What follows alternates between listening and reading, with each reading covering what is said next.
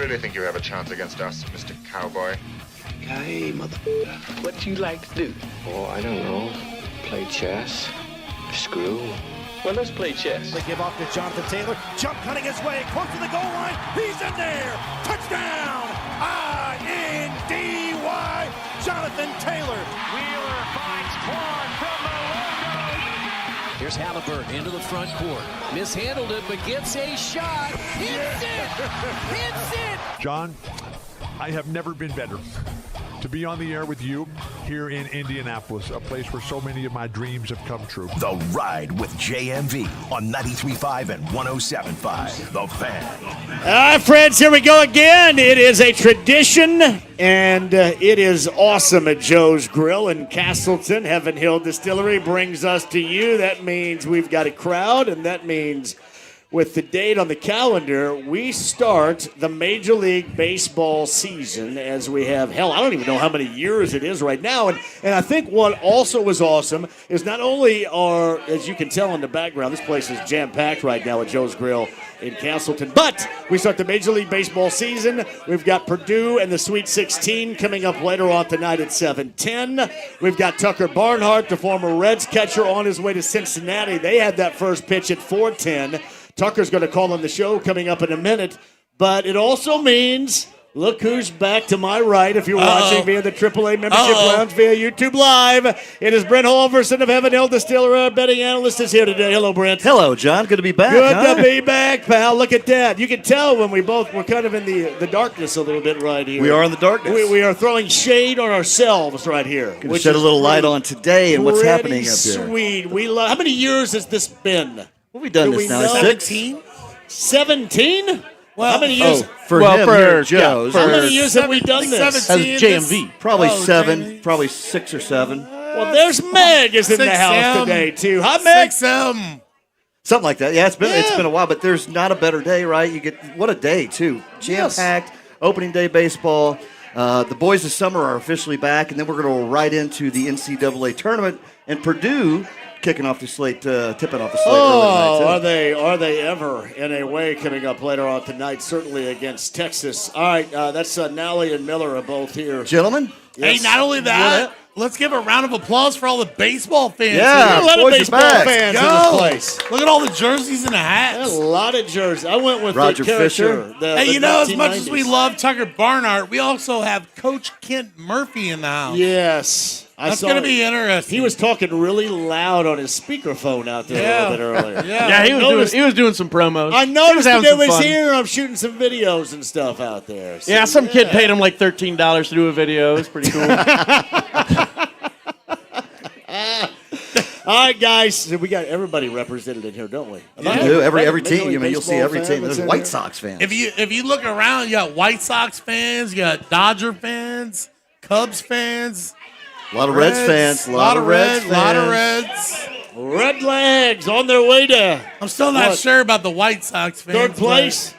I'd be happy with third place. I don't know. It's nice to see all the different baseball fans, and everybody's actually smiling still. They are. So that's always nice. Yeah, usually. You got to catch those Red fans this time, this time of year. These are good months. We can't wait until May, and then nobody's going to be smiling that's a Reds fan normally anymore. That's got Brian Shaw and Tom Boynton, old Rozier. I thought Rozier, big Reds fan, he'd be dead by now, but he's not. Christ. I was right here and good to go. Just go ahead and say what you want, Nally, man. That's all good.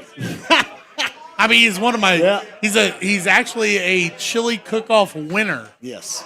He's a heck of a dude, too. Love seeing Roger Fisher. Model American. All right, fellas, tell everybody if you come by Joe's Grill in Castleton as we embark on another Major League Baseball season and obviously prep for the Sweet 16 later on tonight with the Boilermakers, what can you get up here? What is a part of this annual event?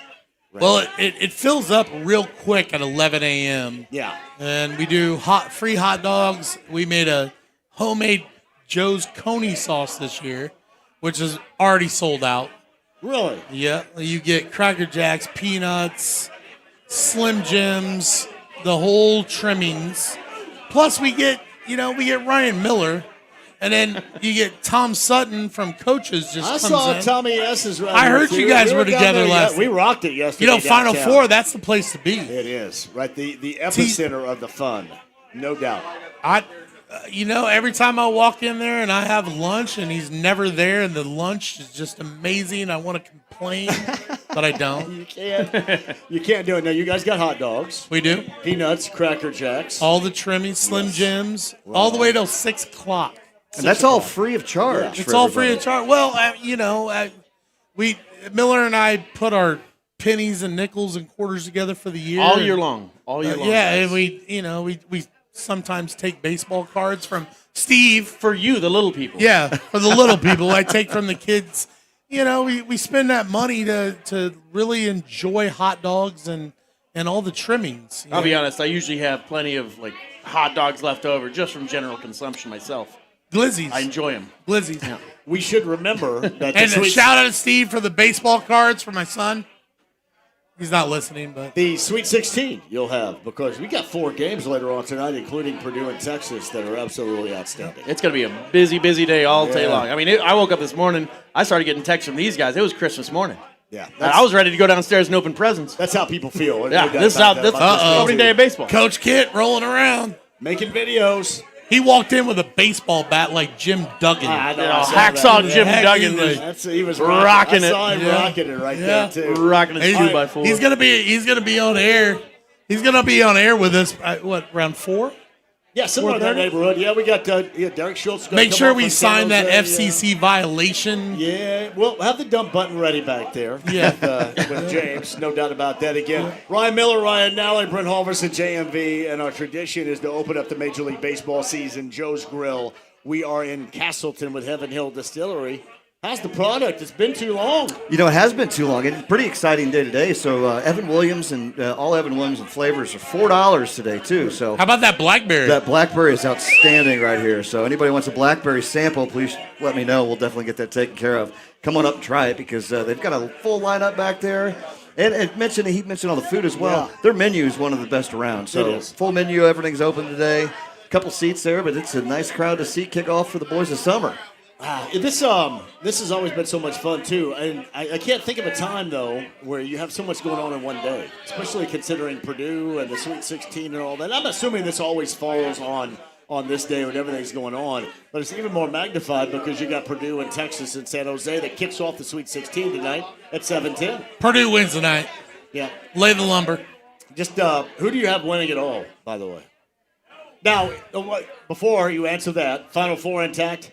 Everybody's sitting at the table right here. Final Four. Purdue is in the Final Four. Okay. I got Arizona over Purdue, so I agree with that. However, that means Purdue won't be in the Final Four. Well, the path of Purdue Boilermakers is a little bit easier than where it goes. Purdue definitely wins tonight. We go through. I saw that too. Dub from Free Spirit, Yes, sir.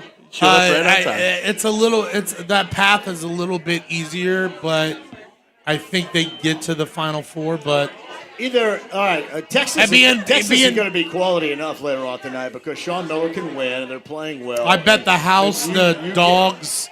On the Boilermakers? I would throw the wife in there. I'm not going to do the kids, but I will say this. I would bet the house, guys, that Braden Smith doesn't have a game like he had in round of 32 against Miami, because that was not the signature performance at all. He'll make up for that. Now, Miller, how's your Final Four looking? I didn't end up getting to fill out a bracket. I ran out of time. I was really bad. If I had though, John, I'd still be perfect. He was trying. From all the games I've seen, I don't know one that I wouldn't have called. He was working on buying a donut company. My Wisconsin boys, man, we didn't do well.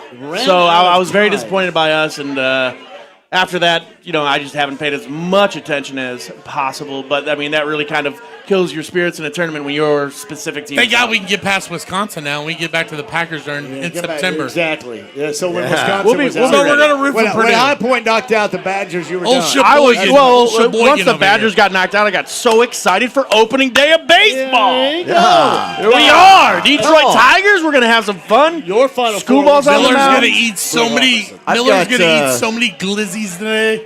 Arizona and Iowa State going to be matching up. I've got Iowa State. And then I've got Houston and UConn, I believe. I had UConn in there. But, hey, I tell you what, I think Duke gets upset. Yeah.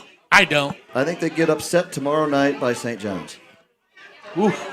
I'm gonna wait till the 4 o'clock or the 6 o'clock hour or the 5:30 hour for us to talk about Hurley and UConn. You got that because it'll be interesting. I tell you what. Hey, James, is Tucker ready right now?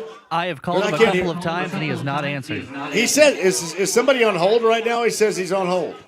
Is that not true? He says he's on hold.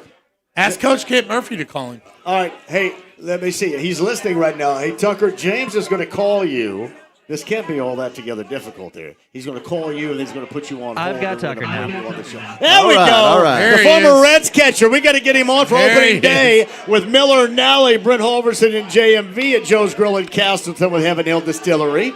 The former catcher and our friend Tucker Barnhard joins us. Hello, Tucker. How are you? What's going on, guys? You guys sound like you're having a time. It is a hell of a time. Now, where are you right now? Are you on the road, or are you on your way inside the ballpark now?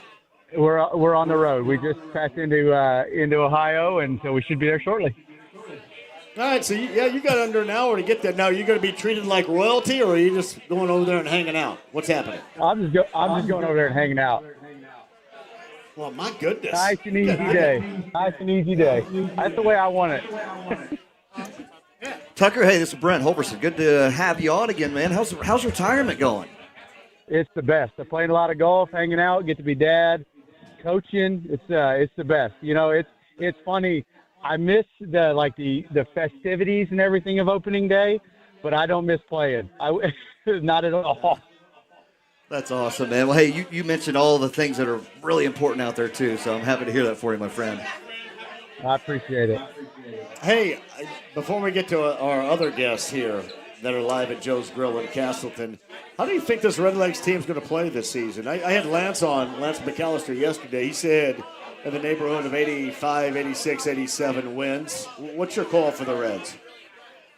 I feel like they battle injuries in their starting rotation so much. And I think a lot of it is going to hinge on that. I really do. I think if they can get a healthy year for the most part, obviously they're both on the DL now, and Hunter's going to be quite some time. But Nick Lodolo, if he can get this blister thing cleared up, he's a guy that I think could potentially have a breakout in the National League, especially for the Reds, and become one of the top-end guys in the National League, especially in the Central, and really kind of be that stopper for the Reds this year. Obviously, have a guy who's starting today in Andrew Abbott, who was a first-time All-Star last year, who's clearly been a guy that you can rely on.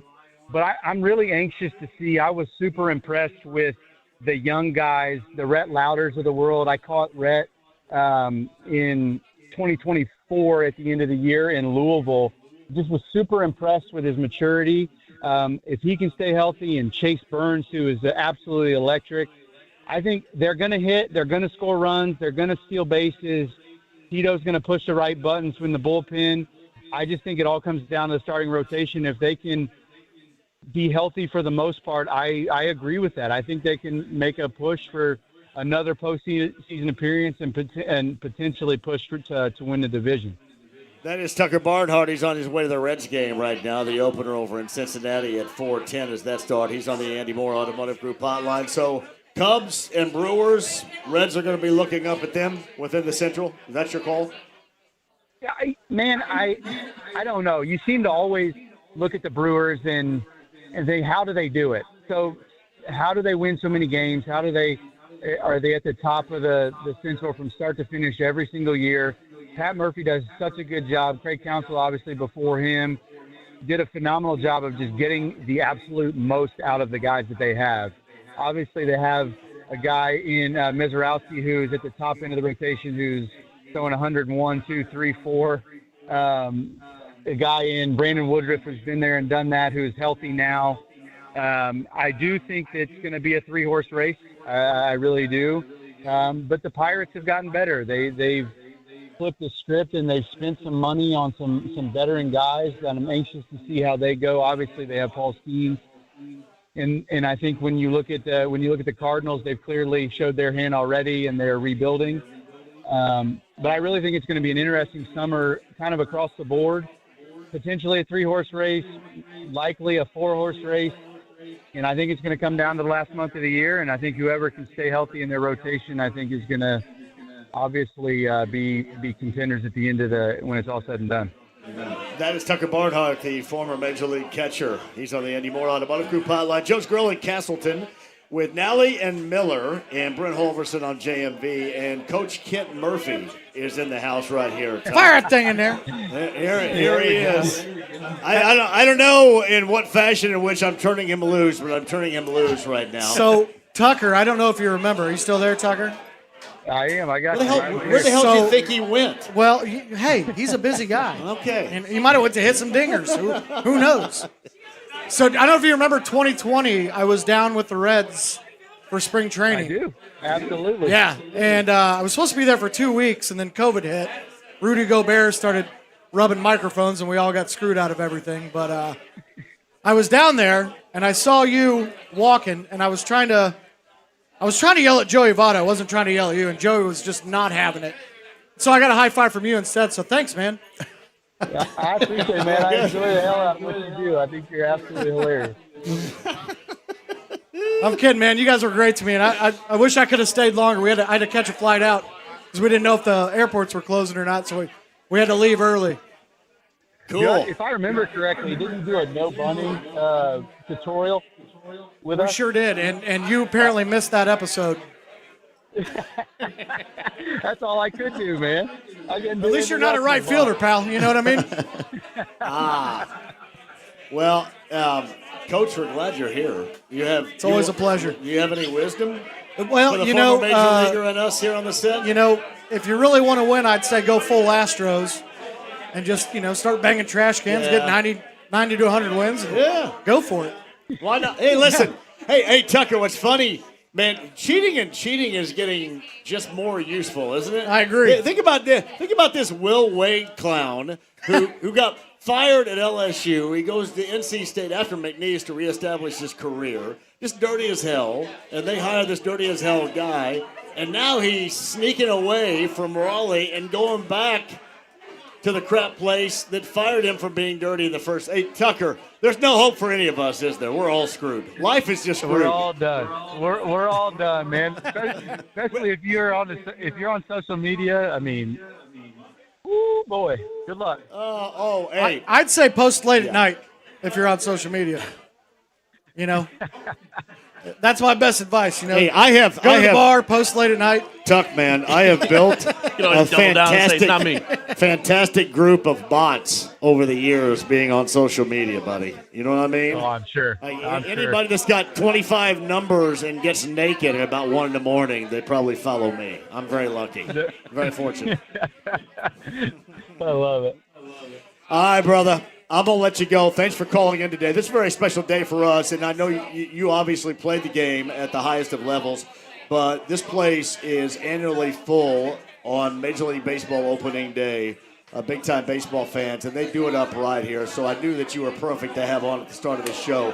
Enjoy the game over there. Have a great time, and let's see you out here. Hey, by the way, what you're calling the Boilermakers later on tonight, work that thing in before I let you go. They're big. They're going to win big. I like that. Line's low. Lines low from Tucker Barnhard. Go big on the Boilermakers in San Jose. Hey, enjoy the game, man. We'll catch back up coming up next week. Okay, buddy? Sounds good. It should be a national holiday. It always should be. You guys have fun. Hey, thanks, Tucker. Tucker Barnhard, the former Major Leaguer, Joe's Grille, Castleton. This is how we start every Major League Baseball season, or at least have on this show for the past 6 or 7 years. Yeah, Brent? absolutely. We started it right here with Heaven Hill Distillery. Nally, Miller, and Coach Ken Murphy. That's right, and not a better place to be. And, hey, I bet Tucker, that's awesome that he's over there. Yeah. Get a chance. I mean, there's not a better opening day out there than what happens in Cincinnati. Granted, that's like the kickoff. It just cannot be beat. Granted, hopefully we can kind of pick up where we left off in 1990 to continue the season through. Well, but we've been hoping for Are we going wire to wire? Hey, you got to win the first one. But who was your favorite wired 1990s Red Leg? Oh, it's Jose Rijo. Yeah. It's got to be Rio Jose. fan. Big Rio fan. Todd Benzinger was on that team, and I got to meet him probably 3 years later. He was a Giant after that, and he was like really stoked that some kid knew who he was because I was the only one. I was like, I know. I have had Norm Charlton is probably, because I'm a big fan of the Nasty Boys, my favorite. But man, was there anybody that just made a couple of different plays here or there? Glenn Bragg's one of the favorites in right field, and it is commonly forgotten that play he made on the Carmelo Martinez ball. That if Paul O'Neill would have been out there, as good as Paul O'Neill was, probably wouldn't have made that play that Bragg did. That was a big damn deal. Paul O'Neill's still the best punt in baseball history. He is, you know, man. They were just loaded. Greatest kick in baseball history. They were loaded, and their dudes. This is what you think about the Sweet 16. This is what you want your team. They had a bunch of dudes playing at their highest levels all at the same time. Did you do that? We got to get Meg a drink here too right now. Meg is with us, by the way. Yeah, she's rocking it, but all at the same time. And that is such a rarity. But when you find that, normally that's the championship team that you're talking about right there. And the Reds had that going all the way back to 1990. No, they did, and you got the shirt on today too from 1990 with it is. Rob Dibble, the Nasty Boys, right? Chauncey approved, yes. It's awesome, man. I mean, they did. They had every piece you could imagine. I was a big Eric Davis fan. It also shows so. I was really fat back in 19. I think I was really fat back in 1992. That's big on you now, man. Yeah, my favorite story from that wire-to-wire Reds team, though, is it's been circulating that Marge Schott was so upset that they swept them that she didn't pay for their celebration party because she was ticked off that she lost 2 games of revenue. Well, she didn't. So they just went out for hamburgers. After Eddie Davis got injured on that diving catch, she didn't even fly him home. He had to fly home. She was ripping heaters in the stands, just ticked off. Falls in line with your ownership. All right, guys.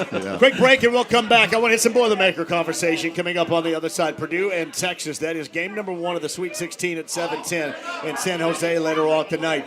Derek Schultz is standing by out in San Jose. He's going to join us at the 4 o'clock hour, and we're going to talk about that. Otherwise, we've got great specials, great deals. Miller, we've got hot dogs, peanuts, Cracker Jacks at Joe's Grill. We have baseball back, baby. Yeah. Amen. It is all good. A man of few words, Coach Kent Murphy right there. Amen. Amen. That is our guy right there. And then obviously got Heaven Hill Distillery on tap here. Absolutely. And again, Evan Williams Blackberry, the newest flavor for Evan Williams is out and it's here. So if you're around, come up, find me. We'll get you a sample of that to enjoy this baseball opening day kickoff, if you will. We would love to see you. I'm also kind of interested in a couple of different things. Give me your Boilermaker Longhorns calls tonight. 317-239-1070 on the phones or on the text line. But also, for you baseball fans out there, give me your winner, divisional winners, the surprises, who's going to have it in the long haul for this baseball season right now. It doesn't necessarily have to be about the Reds or the Cubs. I love it because the Cardinals are going to be super crappy this year. That is a beautiful thing. Super. Yeah. Here's to the love super to see it. You really crappy Cardinals. Yeah. That's a feel-good story right there. Maybe it's the Brewers, obviously the Dodgers and the Yankees and the Phillies and the Padres are all going to be teams that everybody is talking about. The Mariners again, the Blue Jays. Of course, you got the Reds and the Red Sox coming up later on today. But your calls on that at 239-1070 or 317-239-1070. We got you on that text line. Lob them in here. It is Major League Baseball's opening day. We're with Heaven Hill Distillery at Joe's Grill. We're in Castleton. We'll come back with you on the other side in a loaded show. Don't go anywhere. The stream, the app, HD Radio, AAA Membership Lounge, via YouTube Live on this Thursday. This is the place to be with 93.5 and 107.5 The Fan.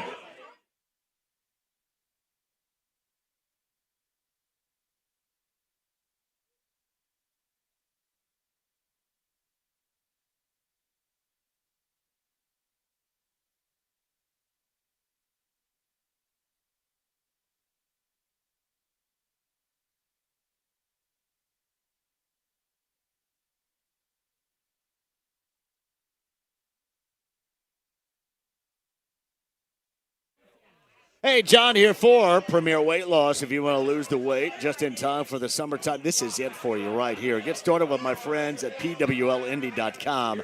And check in with Thomas and Lauren and Sam and the gang at Premier Weight Loss. They get it done for you. Now, they also keep track of you, and they want to help you reach your goals.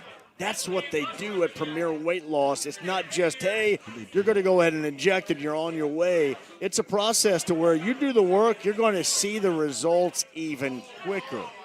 And that is what is great because they keep track of everything you do at Premier Weight Loss. Hey, ask about the Botox. Ask about the skin tightening or what I do too, the electric.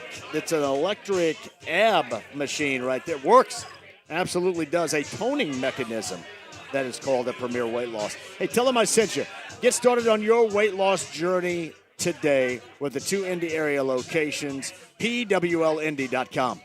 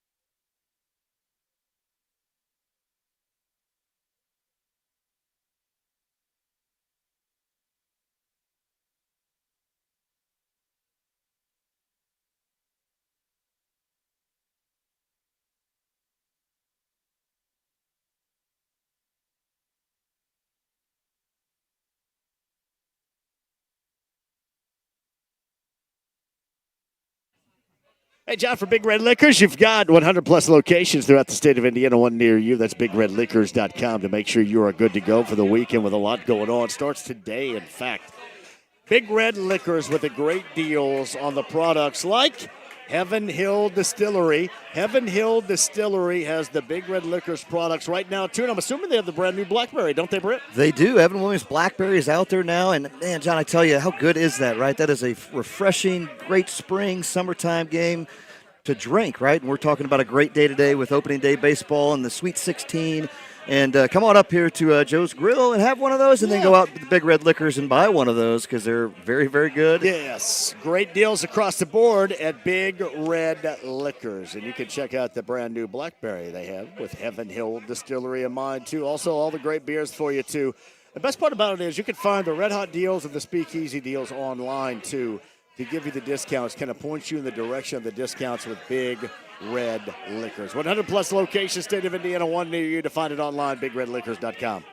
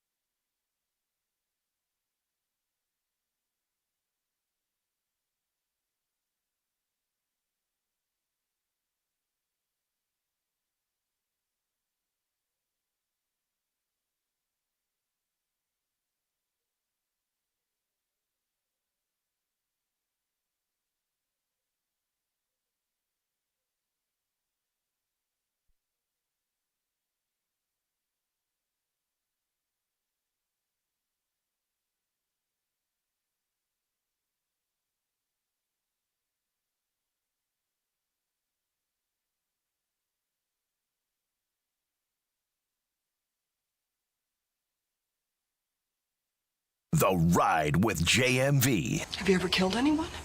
Yeah, but they were all bad. 93.5 and 107.5. The Fan. Joe's Grille, Castleton, Major League Baseball season kickoff per usual, an annual event with Heaven Hill Distillery. Dev's the on-site engineer. James back at the studio. Meg is over here someplace. But I saw Meg from the station a little bit earlier. I believe she dropped off a shot or something right here for me. I appreciate that. And here's Britt Holverson of Evan Hill Distillery riding shotgun with me once again. Well done. John, it's good to be back, man. It's been a long time, it feels like. I know Damn, we were too long. here a little while back, but yeah, back in action. Big day today, back with baseball, and like I said, rolling into the Sweet 16. It's a great day to be a sports fan, and beautiful 85-degree weather outside, too, sun shining. This is the way to go right here. They're going to half-ass it to like 48 degrees coming up tomorrow. I did notice that. That didn't look very favorable for myself, but hey, back in action. Beautiful day today and a great day to be outside. You know, on the patio, they got 2 games out on the patio being shown all day, too. So a lot of good stuff here at Joe's Grill, John. Sweet 16 starts with the Boilers in Texas coming up later on tonight, and out in San Jose from the Boilermaker Radio Network, the former Boilermaker guard. Buckets is with us, Bobby Riddell, set and ready for a broadcast with his partner, Rob Blackman. Hello, Bobby. How are you doing, buddy?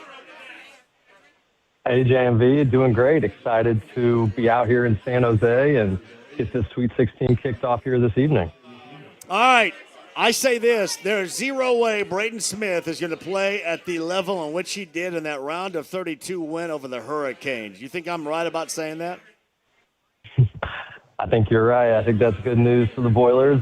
Pretty rare Braden Smith puts up 2 games where he doesn't, have one of his stronger performances back-to-back. So that's certainly something that you feel pretty good about from a Purdue perspective, is that he's a guy that is very intense, very passionate about his ability as a basketball player, and I would expect to see him determined to have a pretty good bounce-back performance here tonight. Hey, Buckets, I tell you this, too. If somebody's going to go haywire and you're going to win, I'm glad it's Braden, because right now it appears that both Fletcher Lawyer and Trey Kaufman-Wren are right now in a substantially high role, elite-level role that you would want. So if there's somebody that has to play a little bit of catch-up, that's great with Braden Smith, but I love where Lawyer and Kaufman-Wren are right now on both ends of the floor.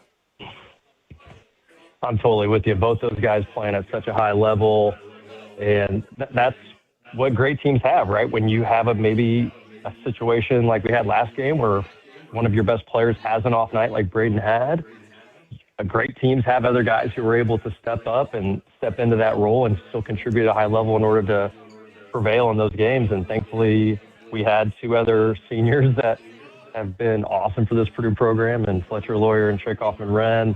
And they both contributed in a huge way in that win over Miami. Fletcher Lawyer was one of the more impressive games from an efficiency standpoint. 24 points on 7 shots, makes all 4 of his threes, makes all of his free throws. He's really shooting the rock at such a high level, 50% from downtown since February 1st. So he's really been shooting it at a high clip since that kind of mid-season rough patch he went through. And then Trey Kaufman-Wren, my goodness, really finding his stride here late in the season, starting to score at a higher clip, playing some more of that small ball center at times, which certainly favors some of his offensive skill set. And those 2 guys were huge, and they were able to help out Braden even when he wasn't at his best.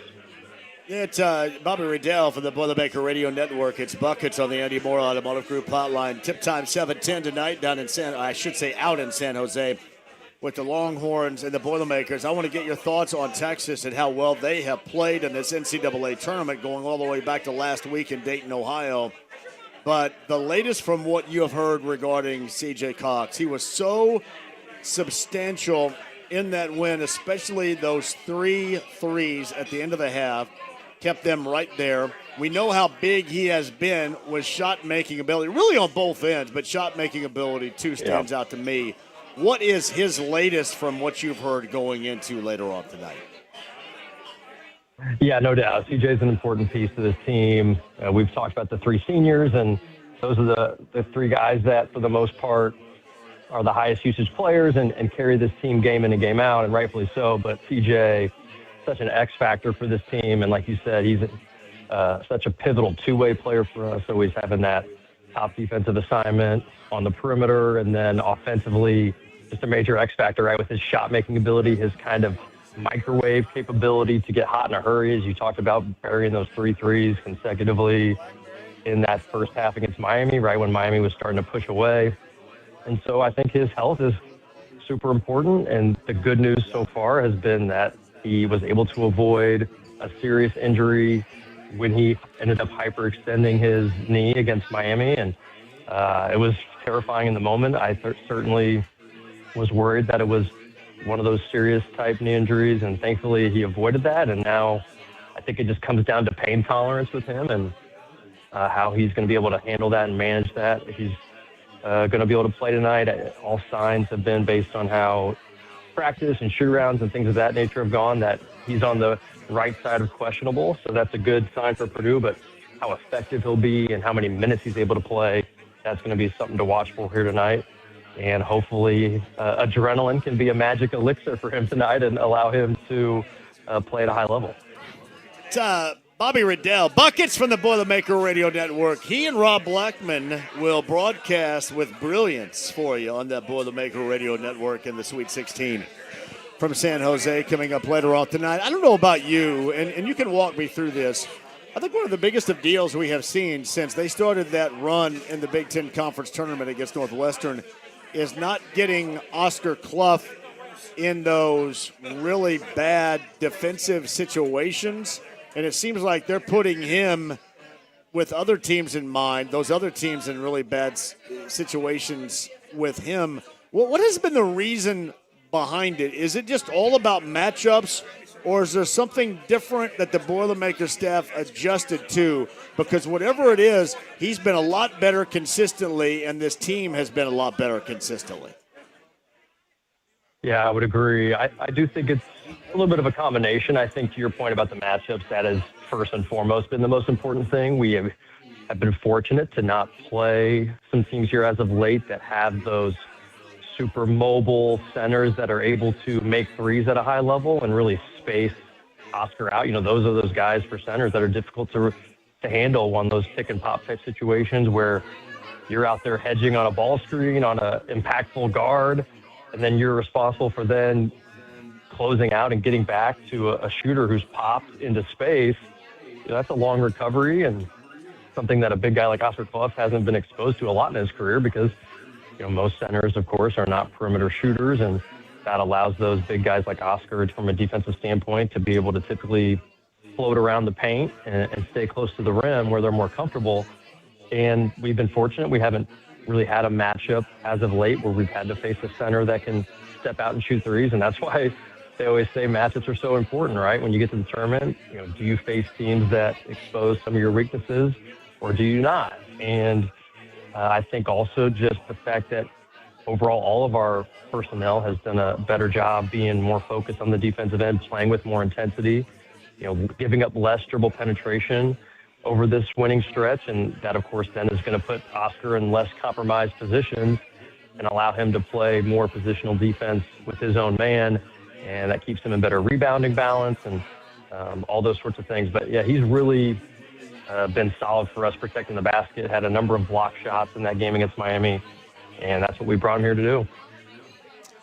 So Bobby Riddell joins us on the Andy Moore Automotive Group hotline. That is a 7-10 tip tonight. Got four really good Sweet 16 matchups, and, of course, the Boilermakers we eyeball against Texas coming up in San Jose later on tonight. So what stands out to you about Texas and their resurgence? And a lot of people have pointed to being in the SEC. They were on and off in the SEC, but they did have good times against some better teams on the road in Tuscaloosa, for example, against Alabama. But they were up and down. They had to play their way out of Dayton, Ohio. But what's been the biggest difference for you with Sean Miller's team through this stretch so far that has led the Longhorns now, and probably, I guess, to a lot of folks, to the Sweet 16?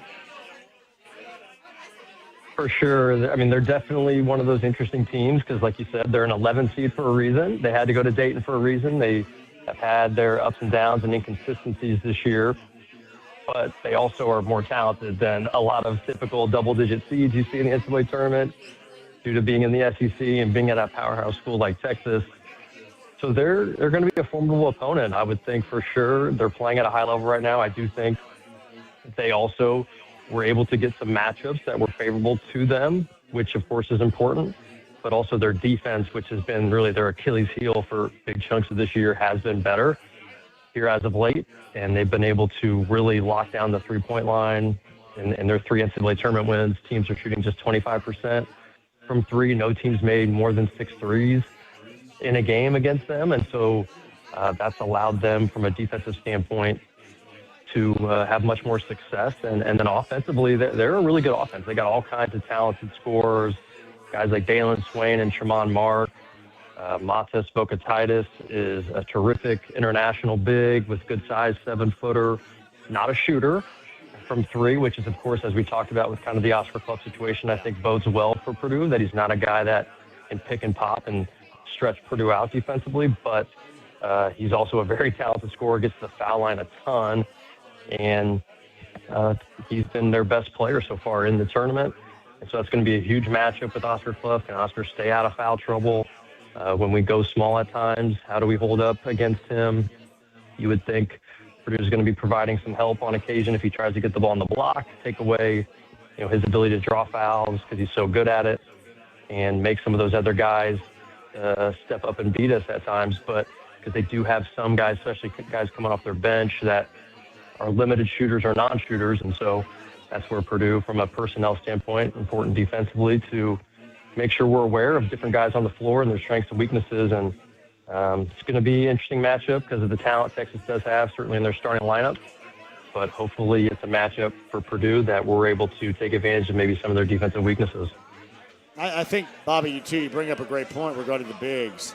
And if their big gets in trouble, they're hosed because that's it. So my expectation, it's not like that Matt's not going to do this anyway, with a combination of Clough or Kaufman-Wren, because that's just how they roll. But this, to me, is going to be the biggest deal for Texas. If that happens, if there's foul trouble there, they're, to me, in big trouble. You're right. It does feel like, from a depth standpoint up front for them, that they could be in trouble if Vokatitis gets in any sort of foul situations. And that's where, when we have two guys like Oscar Clough and Trey Kaufman-Wren, who are so formidable on the block, and the fact that they start at the power forward position, a guy in Camden Heide, who we know very well, is not a huge guy, not an imposing presence at that power forward spot, more that small ball power forward. And you would like to think that Purdue's going to love their matchup with Trey Kaufman-Wren on the block against a guy like Camden Heide. And you would think between that matchup and then, like you said, Oscar's a very good low-post scorer. You put Vokatitis in a tough spot. You know he doesn't want to foul because they need him on the floor. So maybe you can take advantage of a guy who's going to provide a little less resistance than maybe he needs to be able to stop a guy like Clough because he's trying to avoid fouls. And then the question is, do they double? Are they a team that's going to double to try to help him avoid foul trouble? And if they do, they're not a team that doubles very much, as we've seen on film. And so then if they do go that route, how good are they at it, right? When you don't do something a lot, it's pretty rare that you're good at it. And we got a lot of knockdown shooters that can make you pay if you're poor in your rotations and your doubles. So that's going to be fascinating to watch. Yeah, I'm thinking about C.J. Cox is such a big deal. He looked very enthusiastic, I felt, about, after the game and how he felt after that particular injury. But you look at Harris, let's just say if C.J. Cox is compromised at all, that becomes such a big deal for the Boilers right there. To me, and I thought he played really well going back to St. Louis last weekend. No, for sure. If CJ is going to be limited, then a lot of pressure falls on the Jakari Harris and Omer Meyer combination. Those guys that play the guard position off the bench for Purdue, they both have had their ups and downs this year, and certainly they both have shown the ability to step up and make open shots, but they both also have been inconsistent at that at times. And if those guys are on the floor for large chunks, you would think those would be the kind of guys Texas would be being able to live with, those guys taking shots compared to some of the other star players Purdue has. And so there's going to be a lot of pressure on those guys to step up in big moments, provide that perimeter defense to guard Tremont Mark or Dalen Swain, some of these better perimeter players for Texas. So going to be huge to watch the CJ situation. And then, of course, like you said, I thought Jakari was terrific in those minutes to close out the games in St. Louis against Miami. It afforded Purdue not to have to rush CJ back, even though it did look like he could have subbed back in. It was nice that he didn't have to force the issue considering the injury he had sustained. And Big props to Jakari for stepping up, drilling an open three, making some impactful defensive plays down the stretch of that game. Hey, it's Bobby Riddell. It's Buckets and Rob Blackman on the Boilermaker Radio Network. Live, local, and late breaking from San Jose. That's early out there for you, right? 7:10. What is that, like 3 o'clock out there? It'll be 4:10. Yep, 4:10 start here. And so, yeah, there'll be plenty of sunlight left after this game concludes. Yeah, man, you guys could. Listen, you want the Boilermakers to win, you hang out, you got get one tied on later on tonight, Bobby, if you want to. You know what I mean out there? A little bit of time, tie one on if you want to. Yeah, hopefully one of those fun situations when you're the first game of the Sweet 16 where you can get the W and then enjoy the rest of the festivities, right?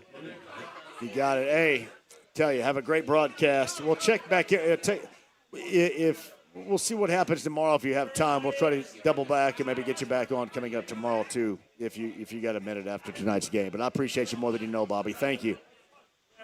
All right, JMV, appreciate it. Nice chat with you.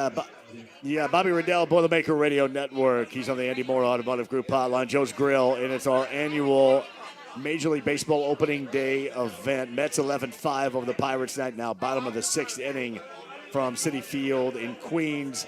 The Nationals a 7-3, bottom of the fourth inning advantage over the Cubs at Wrigley Field in Chicago. Brewers 6, White Sox 1, top of 5 in Milwaukee. No score, end of 2 with the Twins and the Orioles. Red Sox and Reds, they're officially underway at 4:10. We're officially underway right now, too. Derek Schultz from San Jose, top of the hour. And more to come with Brent Halverson, Ryan Nally, Ryan Miller, Coach Kent Murphy, and the cast of what you know as one of the better days we have on the calendar year. Yeah, we're live at Joe's Grill in Castleton, Heaven Hill Distillery, and the brand new Blackberry. Give that thing a try today. And don't go anywhere unless you join us here. The Stream the app, HD Radio, AAA Membership Lounge via YouTube Live. Of course, we're not going anywhere. Join the show as well at 239-1070 with 93.5 and 107.5 The Fan.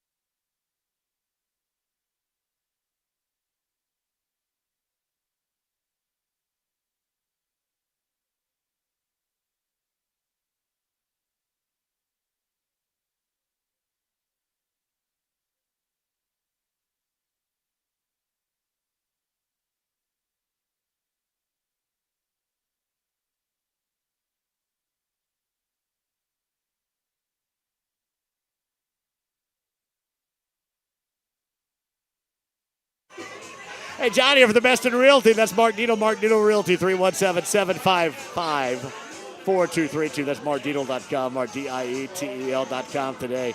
Seriously, you may not need somebody in real estate right now, but chances are here relatively soon you got to go with the best too. Whether you're downsizing because maybe you have kids after graduation moving out, going off to college, or maybe you're growing that family. You need more space like me out there. Almost 5 acres, Ram, and I love that. The space that is necessary. You wanting to grow the family. Yeah, keep in mind Mark Dietel Realty today. In fact, Mark Dietel is the only real estate expert I trust and recommend with the sale of my home. Mark Dietel guarantees your home sold at a mutually agreed upon price and deadline, or he will buy it. That's Mark Dietel Realty. Pick your move date, no long-term contracts. You can cancel at any time. Give him a call today. Tell him I sent you. 317-755-4232. MarkDietel.com. MarkDietel.com today.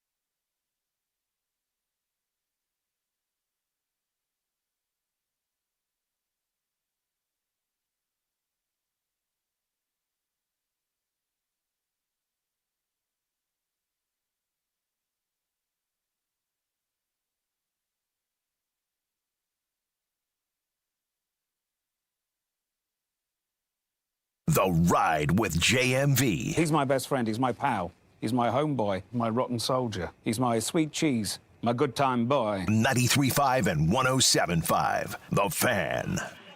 Derek Schultz, top of the hour. Back at Joe's Grill, Castleton. Heaven Hill Distillery. Brent Halverson, betting analyst. JMV here. Our good friend Jimmy's here. Dev's the on-site engineer. James back at the studio.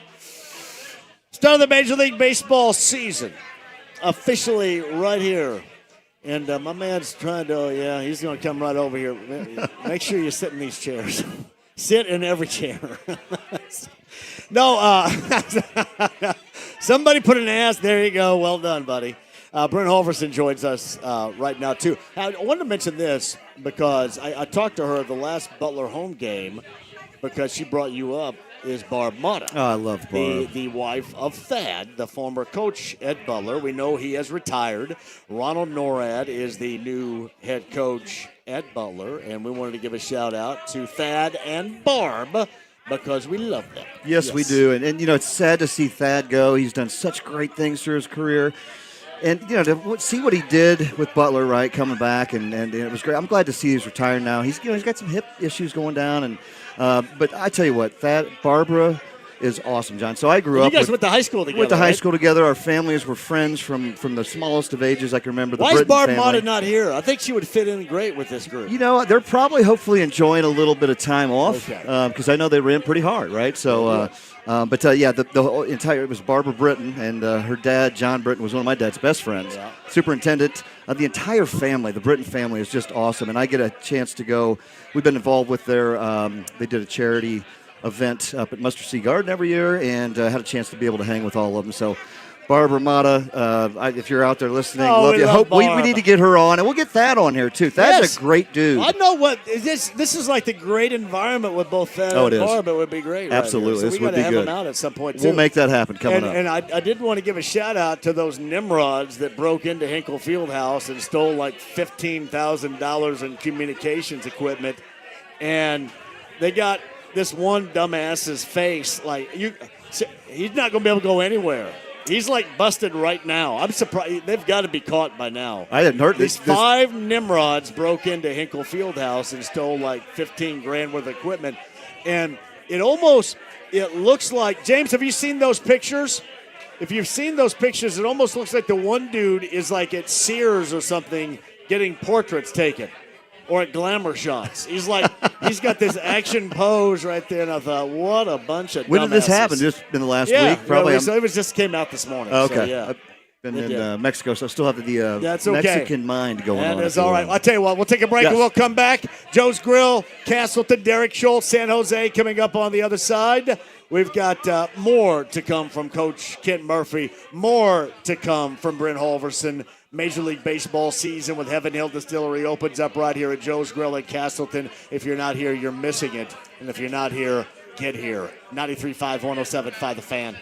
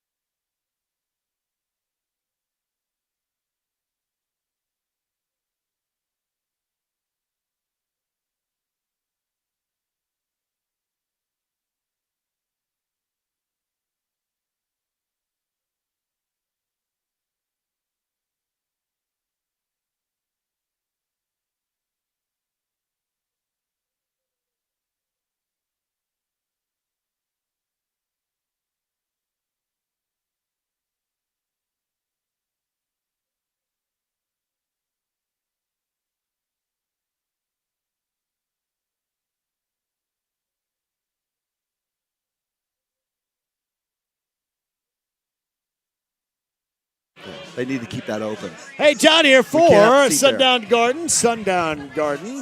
Got in Westfield. And, of course, Miss M's Home and Garden. You're going to find that down near me in Burgersville. Here's what you got. Thank you, Meg, right here. The start of spring is ready to go, and you're going to find great deals going on right now. Thank you, Meg, at Sundown Gardens and at Miss M's Home and Garden here. So, what do you start? Planning? So maybe you're not even starting with planning right now. Miss M's will get you started if you want to. Sundown will get you started if you want to. But if you're not, they have loads of all that you need inside their gift shop right now. Plus, ask about the fire pits that they have. Miss M's Patio Furniture 2 down in Burgersville.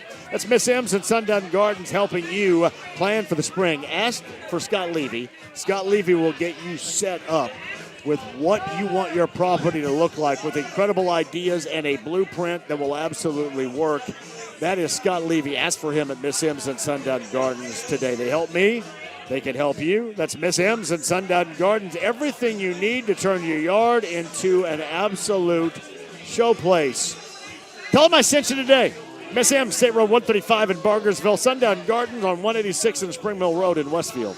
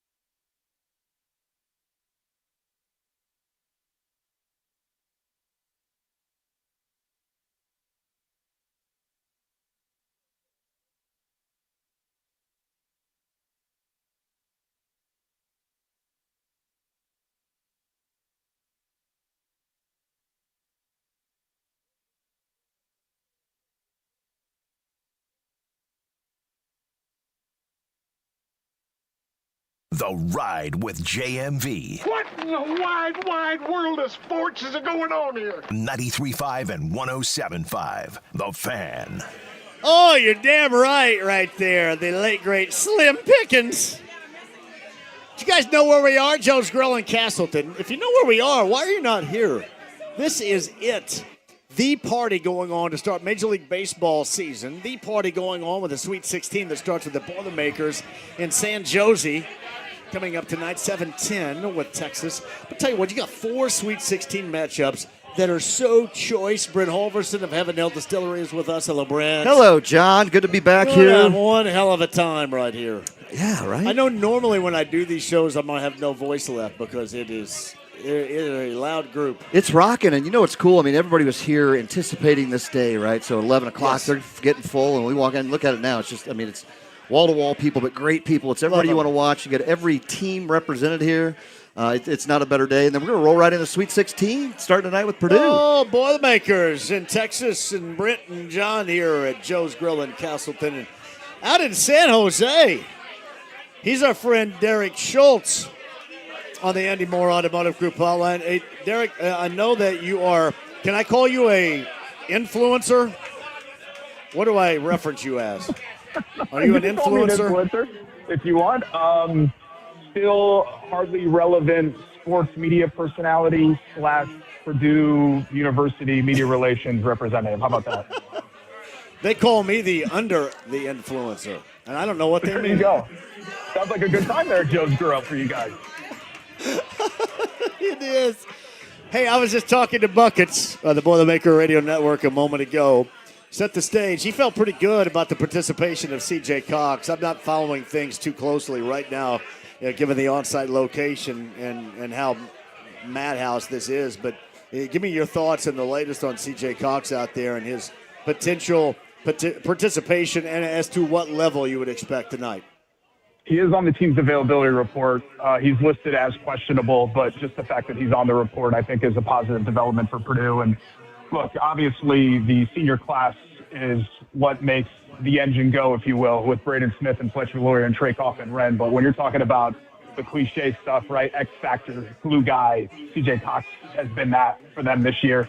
I think that flurry of three-pointers, what he did at the end of the first half against Miami when things were starting to teeter a little bit, really sort of saved the day and let them grab their bearings and go back into the locker room and start the half on a 9-2 run. And really, they took control of the game from there. But, you go back to the Northwestern game at the very end of the season, John, when he was really the only one that seemed to be like awake and alert on the Purdue sidelines for most of that game with 27 points. And he saved them in that game, too. So Cox has shown the ability to step up in really big spots for them his entire 2 years. And I think they're going to need him tonight, obviously, in a very high-stakes game in the Sweet 16. It's Derek Schultz, who is with Purdue out in San Jose on the Andy Moore Automotive Group hotline. Social media and then some, just social in general, influencer who joins us now. You mentioned CJ Cox, and if he were acting after the game saying how okay he was, he's a damn good actor because I was sold. I don't know about you. Were you sold in St. Louis when he was saying, hey, I'm okay? He was like the Kenny Loggins of I'm all right. I think after that game. I was impressed. He made it seem like, just a scratch or I guess, just a flesh wound, right? Because obviously in live time, it looked terrible. You thought that his season was over when he crumbled to the ground like that. So I think that's a positive development too. But, if he, let's say that he's limited at all, they have Jakari Harris as well, who's played major minutes and has been a key factor for them too. So it's not like the cupboard is bare behind him, but obviously you would, if you're Matt Painter, you'd rather have CJ Cox than not. And I do expect that he's going to be out there, even maybe if it's in a more limited role tonight than normal. Yeah, at full strength, that's just how you want your group. All right, so Braden Smith was not good on Sunday in St. Louis against Miami. And I kind of pictured it this way. I love the way that Lawyer's playing right now, grooving. The same with Kaufman-Wren. If there was one guy on this team that would have a clunker in that type of situation, I'm glad that's Braden Smith because I would expect him to kick ass and take names later on tonight against Texas. How about you? Yeah, I think it was a matchup thing with Miami, too. When he has gone up against really big, athletic opposing guards, they've sometimes caused him a lot of problems. And I think Miami deserves a lot of credit for being able to do that. But, as you said, what's it say about this Purdue team that Smith could have really a clunker of a game, at least from an offensive standpoint? What do you end up with 8 turnovers and you win by 10, and you don't really feel like you're not ever in control of that game in the final 10 minutes. So I think the way that Lawyer's playing and the way that Trey Kaufman-Wren has kind of reverted back to his role as a dominant scorer and a give me the ball and get out of the way guy, sort of like he was last year, I think that gives you a lot of confidence that Braden Smith doesn't need to be the guy that's going to score 17, 18, 20 points. Not that he's ever truly been that guy, even though he certainly has that in his bag. But I expect him to shoot the ball a lot better tonight. And I think that was a matchup-related issue for him against Miami in round 2. Does Sean Miller have problematic personnel, as we've seen so many times, but certainly here since the Northwestern game to start the Big Ten Conference Tournament, that has not been an issue. But personnel-wise, you envision anything that has been problematic in terms of matchups for the Boilers later on tonight, Derek? Yeah, they're athletic and long, which generally speaking has given Purdue some problems. I mean, I think you kind of saw it in the game against Miami. That was a team that was physical and athletic and long, and obviously in the first half especially, it caused them a lot of problems. But Vokatitis in the middle, is a bear. Texas obviously has a lot of talent, much more so than their 21-14 record indicates. I think that the Texas team that you've seen the last 3 games is much more the team that they thought that they were getting. But I think there's just, John, inherently something dangerous about going against the house money team. Texas has got nothing to lose. They barely got in the tournament at all. They were a first 4 team, and they can play with a reckless abandon that Purdue just can't. This is the former preseason number 1. They have expectations and all of that. Texas loses tonight, and it's, okay, when's spring football practice? Whereas, Purdue loses tonight, and it's a long wait, right? And I do think that there's something to that mentality. So I think that's really, besides the matchup itself, I think that makes Texas dangerous. But a lot of their team traits, like they don't particularly defend the 3-point line very well. They don't turn teams over. I think some of those team traits actually go in Purdue's favor, even if the individual matchups on paper somewhat do not. Hey, do you have a record here in the last 10 years of teams playing with house money? How good is it? Do we know? Because I'm seriously, I'm curious what it might be in the last 10 years. Yeah, I don't know. I can declare this, though. I know that tonight is a must-win game for Purdue, John, if you wanted that one. There is no doubt about that. It's Derek Schultz in San Jose. He's on the air. Andy Moore Automotive Group hotline, of course, covering the Boilermakers out there with Purdue and doing his social media influencing without a doubt. Fletcher Lawyer, often forgotten, and really the only time Fletcher Lawyer normally is ever mentioned is when he's having a bad game. It's rarely that he's mentioned when he's having a good game. But he, as I mentioned a little bit earlier, he is in a groove right now. Is that something that you look to sustain later on tonight for Purdue against Texas? Yeah, how about 24 points on 7 shots in round 2? He's shooting 50% from 3 since February. So obviously he went through a really rough stretch in the middle of the season where the ball just wasn't going in. But now it just feels like every time he pulls the trigger, it's going to go in. And I think that confidence is translating to other aspects of his game. The interesting thing about Lawyer is that he's never going to be confused for a lockdown defender, right?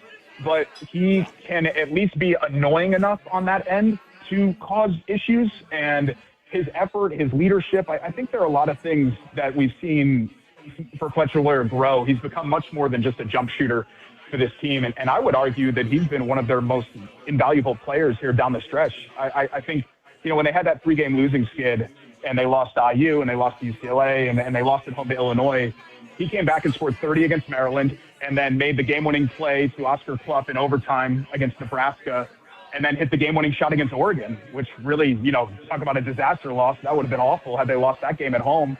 And I think Lawyer really saved their bacon. So they're not here without him. I think this season really would have gotten completely off the tracks had he not stepped up the way that he has the past 6 or 7 weeks, and I expect that to continue.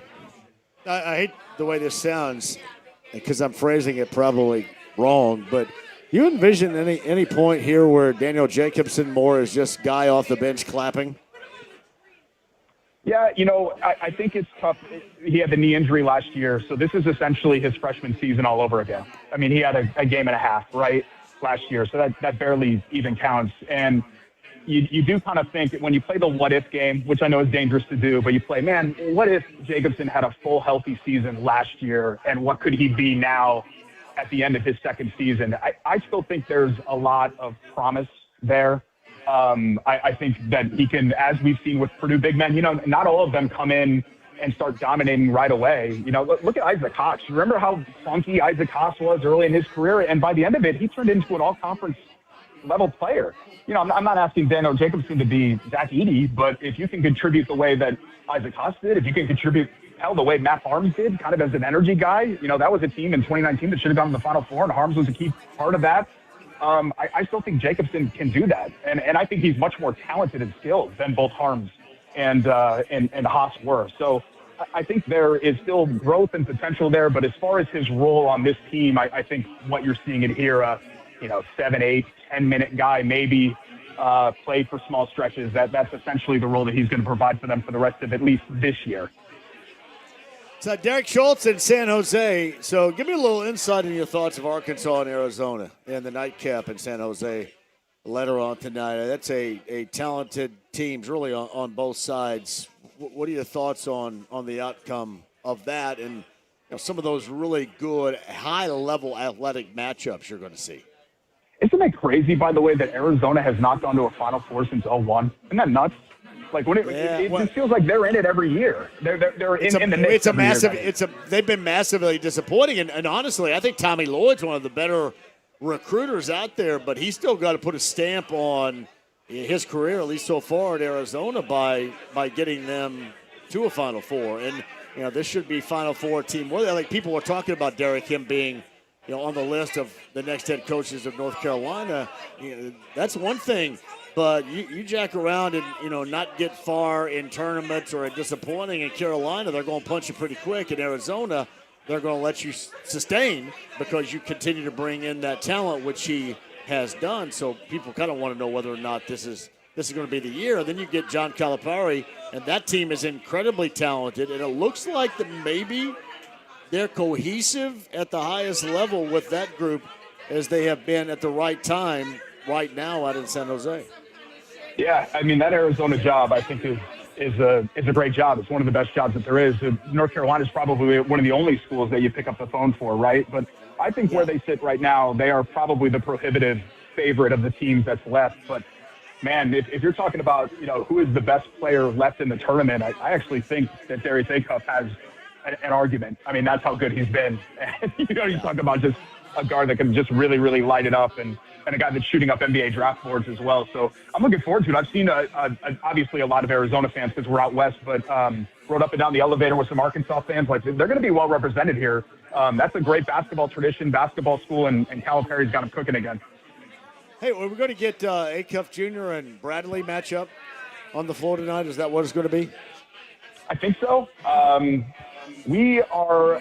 I'm trying to. You know me, John. I'm kind of like you. I'm a basketball dork. So everybody, that's kind of in my traveling party is like, all right, well, after the Purdue game, we'll head out here and we'll go here. And I'm like, well, I want to stay and watch more basketball. What are you talking about? You know what I mean? I want to see this game. Yeah. So I'm hoping to stick around because I think it's going to be an awesome atmosphere. No, I completely agree. All right, so what do they got you lodged in, like a Super 8, Motel 6 out there? What do you got? Yeah, Howard Johnson's, the orange roof. That's what we got going on. No, it's nice out here in San Jose. It's cool. People are laid back. It's always great to go anywhere where you see palm trees. That just makes you feel, warm and fuzzy inside. That is, no, seriously, it's a good gig you got up there. Explain to people, they know when you come in and you do a show or you're on, Query and Schultz on a podcast, what you do. But what do you do at Purdue, and why are you out there? Tell people. So besides being an influencer, right? Yes, so an influencer. Essentially, I handle the communications that have to do with Indianapolis, but I also support the university centrally with the media relations team. I mean, some people are familiar with Trevor Peters, my colleague, who's a former TV guy in Cincinnati and then Lafayette as well. And we're out here. We were setting up some interviews with San Francisco and Bay Area media for the band and the cheerleaders and Purdue leadership folks and things like that. So that was the purpose of the business trip. But they came to me last week and they were like, hey, you think you can clear your schedule and go out to San Jose? And I'm like, yeah, twist my arm. I guess I'll do it. So it's nice to, connect with sports events, even though technically my job is separate from athletics as just an employee of the university itself. So would you fly out of Indy? They get you a flight out of Indy to San Jose? Yeah, connected to Vegas, and then we flew into San Francisco because it was a little bit more convenient and cheaper than going to San Jose. Oh, man. That's a good gig you got, right? That's a better gig than Query has. You know that, don't you? Yeah, well, I'm not visiting any dead people's houses or the Goonies where they filmed Goonies or whatever. So, Jake makes the best of those IndyCar trips. You see guys, turning left and sometimes going all over the place and racing and, hosting a noon show. Yeah, you got the gig, man. You ever feel, you kind of flex on him ever and say, my gig's better than yours? Yeah, sometimes. I always say that, he rode my coattails, which is how it ended up going. But, we're kind of both like, Tim Robbins' character in Shawshank Redemption. We crawled through it and we came out the other end and now we got our arms extended and the rain's coming down, right? So it's all good. Let me tell you this. I'm still in that tunnel full of bunch of crap right here. I don't know if I'm ever going to get punched out of that. Man, Joe, I don't know if I'm ever going to get crapped out of that tunnel. You're living it. You're living it right now. I will say this. It has been, this is like for doing this on my own, like my 20, I think I started on my own in November of 2004. So what is this, 22nd year of doing this? It is weird how you just kind of fall into it. You probably feel the same way. I don't know, and I'm sure I don't, but I can't do anything else. This is it. I'm inept at anything else. And I don't even think I do this well. So I don't really know what service I'm providing right now, D. I don't. No, it takes, obviously, you went a lot farther and have continued to go a lot farther than I could ever dream of going in that realm, but it takes a lot of talent to connect with people the way that you have, not just on a human level, but on the show level. And it's why you have such a great following, and people are able to hear this right now from Joe's Grill and have a beer and watch the Reds and talk Purdue and whatever else. And you can't be in for me on Tuesday, evidently, right? Is that true? I got to keep it open just in case. I always like to do it when I can, but at the same time, I got to get approvals and all that. I'm still pretty low man on the totem pole. I think Jeff Rickard is doing it, and I think Jeff Rickard gets to talk to Ian Eagle. That's how dumbass I am. So I got to take a day off and to go see my mom down in Greene County on the day when Ian Eagle's on. Well done. Man. Well done, He's the absolute best. My absolute best. And I like Rickard too, but Ian Eagle, to me, he's my favorite play-by-play guy. You got it, pal. Hey, have a great time out there, and here's hoping, and I believe you're going to be, because I picked the Boilers to go. I think if they advance tonight, like I expect them to, 40 minutes of hoop between them and coming home for the Final Four. It's like McFadden and Whitehead song right there. Ain't no stopping us now. I can't see it. Cannot see it happening. They punch it. I mean, I didn't even think they'd get here 3 weeks ago. So just the fact that they've rebounded like this, everything's still on the table for them. They can still be the team that they were setting out to be back in, September, October. So we'll see if they play out that way. My brother, I appreciate all that you do joining us today, and then certainly when you come in for me on those days when I'm out of here. Can't thank you enough for that. Thanks for being a good friend and a friend of the show. Have yourself a blast. I'm going to tell you what, they win later on tonight. Go out and get yourself hammerlocked a little bit, okay? You're away from the fan. All right, put the hammer down. Will do. I'll be off the clock. Right. Thanks, John. And if you text me, and I'll give you a different name, an alias you can use out there tonight too, okay? Absolutely. Sounds good. See you, pal. It's Derek Schultz right there on the Andy Moore Automotive Group hotline. He's in San Jose. Brett Holverson, Ryan Miller, Ryan Nally. Opening day with Joe's Grill. We're in Castleton, Heaven Hill Distillery. How we doing, Brent? Outstanding. 85 degrees outside and perfect 68 degrees in here. Evan Williams Blackberries flowing nicely. I'll tell you what, that Evan Williams Blackberry is fire. Isn't it good? You like that, do you? So good, man. How are you drinking it? Iced tea. Lemonade. Lemonade's the lead. I'm just doing club soda. Club soda works. I was curious. I hadn't had it yet. I was excited to try it, and I didn't know exactly what the recipe was, what we're shooting for. You know I'm glad my driver's picking me up around 7:30. Can you have him swing back and get me what are after? the calories in this glass right Oh, it's very minimal, 20. John. It's very minimal. I like that. Don't worry about it. 14 and a half exactly. I can do 20 right there. That works right there. No, it's good. It's a great product. Hey, how are we doing here? I know Mr. Detroit Tigers is very excited about it. Starting it out in the lead. There it is, boys. That's the World Series. Detroit Tigers, ladies and gentlemen, won the World Series. Don't you like it that they're starting on the road in San Diego and not in Detroit? I guess the weather probably is nice. We generally let's give a round of applause for all the jerseys and the hats. Yeah, hey, they are. Come on now. What is the most unique jersey, hat, activewear of baseball in You this get all bar? of it right now. What do you think what's the most unique you've seen, Nels?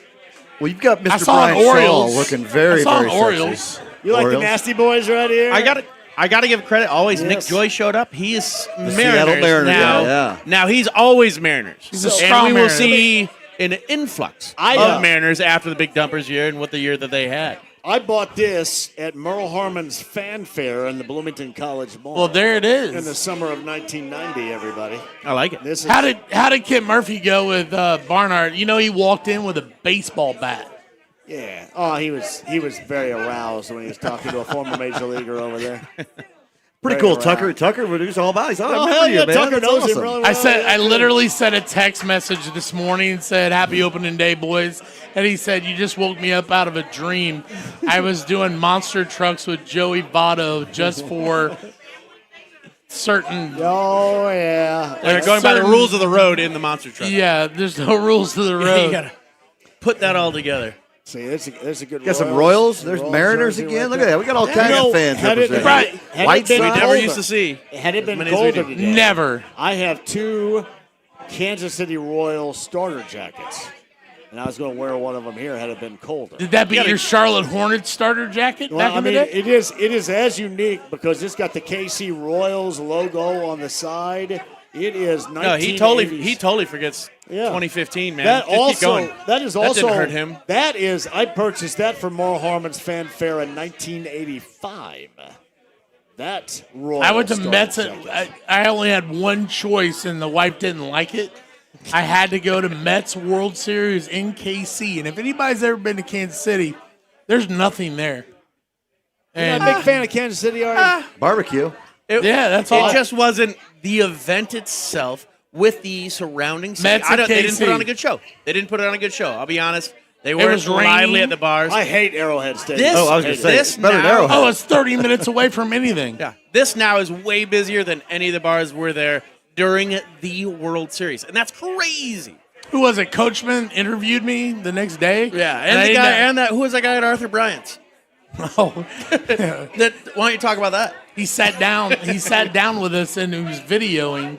And I'm like, we're just trying to eat lunch, man. Can we just get over the loss last night? And he goes, well, how'd it go? And I go, I don't like it. Can you just leave? Like, he goes, oh. He talked for a long time. You You guys had a good talk. You were not cooperating. So Miller was taking Coachman photos. did show up. And he sent it out. And he goes, He got fake interviewed. He doesn't know what to do with his hands. He got fake interviewed, and he was Yeah, awkward, but like- it was good practice because he did get to run Coachman. Coach, and that was really Ricky that was Bobby. really cool. Hey, Ricky Bobby right there. Now, how'd you become a Mets fan now? My grandmother and my mom. And my dad was a huge Reds fan. My grandfather was a huge. I remember sitting there watching the 80s Mets. Yeah. And then watched the 86 Mets win it in my grandmother's living room. And Who's that was the the whole. most obscure New York Met? All of them in '86. They did nothing but a lot of. Well, They did a lot of that's blow great. and got. You saw the documentary. I mean, I don't want to break FCC violations. Were you a big but Tim Tuffle fan back I then? was. Well, why not? Wally Backman. Why not? Well, he was nuts too. Yeah, Dykstra. What did Rafael Dykstra do? Santana? Dykstra's been in jail so many times. But I will say this: who has the best baseball swing? And if there's everybody's gonna say Ken Griffey Jr. Darryl Strawberry. Darryl Strawberry. There was elegant. Elegant. Mike, When both those guys. Mike Greenwell. No. No. No. Look listen, I think left-handed swings are, as you mentioned, so much more elegant than right-handed. Right-handed swings look like a Nobody broken-ass has a more rusty elegant lawn home chair. run swing than Ken Griffey Jr. #1, Right. or Darryl Strawberry. Right. And you can put anybody in front of me, and you're gonna have to prove it. I think too, to have that elegant swing, you have to bring if you're a left-handed hitter, your left hand off the bat. So you're coming through the strike zone, the hitting zone, right? With only your right hand guiding it. Correct. Right? Yeah. I just think right-handed hitters look like this is so broke-ass looking. How about Marge Schott back in the day? Oh yeah. Well, look, She was smoking cigarettes. That's Shotzi approved right there. Shotzi approved. That's the damn dog. Shotzi approved. We might break FCC violations if we keep talking about Marge Schott. Quick break. We'll come back. That's Nally and Miller. And again, our tradition is to start the Major League Baseball season. We are at Joe's Grill in Castleton, Heaven Hill Distillery, Brent Halverson, JMV, Derek Schultz from San Jose, Bobby Buckets from the Boilermaker Radio Network in San Jose. 4 Sweet 16 matchups tonight. Boilermakers and Texas get it all started coming up at 7:10. You can watch that right here. We'll get you an update on the Reds. The Reds and the Red Sox underway with their opening day in Cincinnati. And more of the afternoon baseball that is going on day number 1 of the Major League Baseball season and our celebration at Joe's Grill in Castleton. The stream the app, AAA Membership Lounge via YouTube Live. More to come.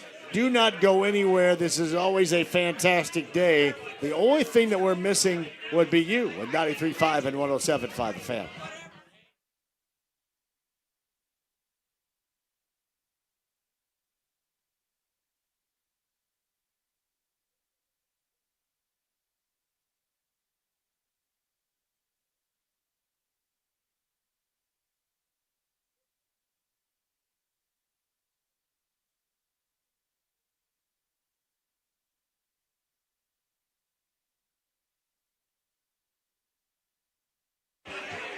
Hey, Johnny, for the 2026 State Farm College Slam Dunk and Three-Point Championships going on at Hinkle Fieldhouse Friday, April the 3rd at 7 o'clock.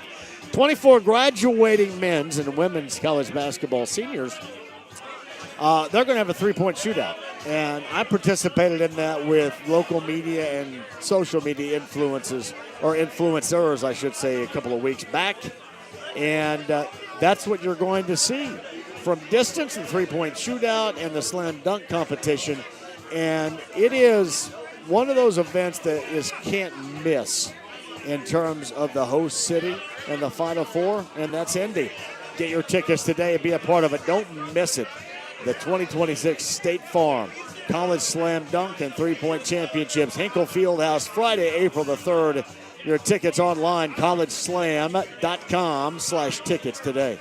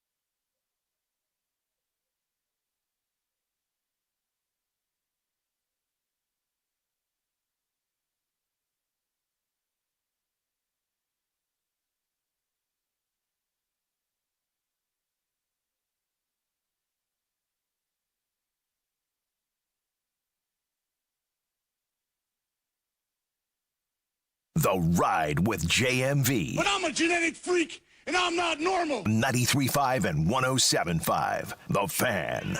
Yeah, gotta give a shout out. I saw Chad and Stacy from Madison County in here. They disappeared, and Brent, I think There's a sea of people out here, John, so you're getting lost in jerseys. Lots of jerseys.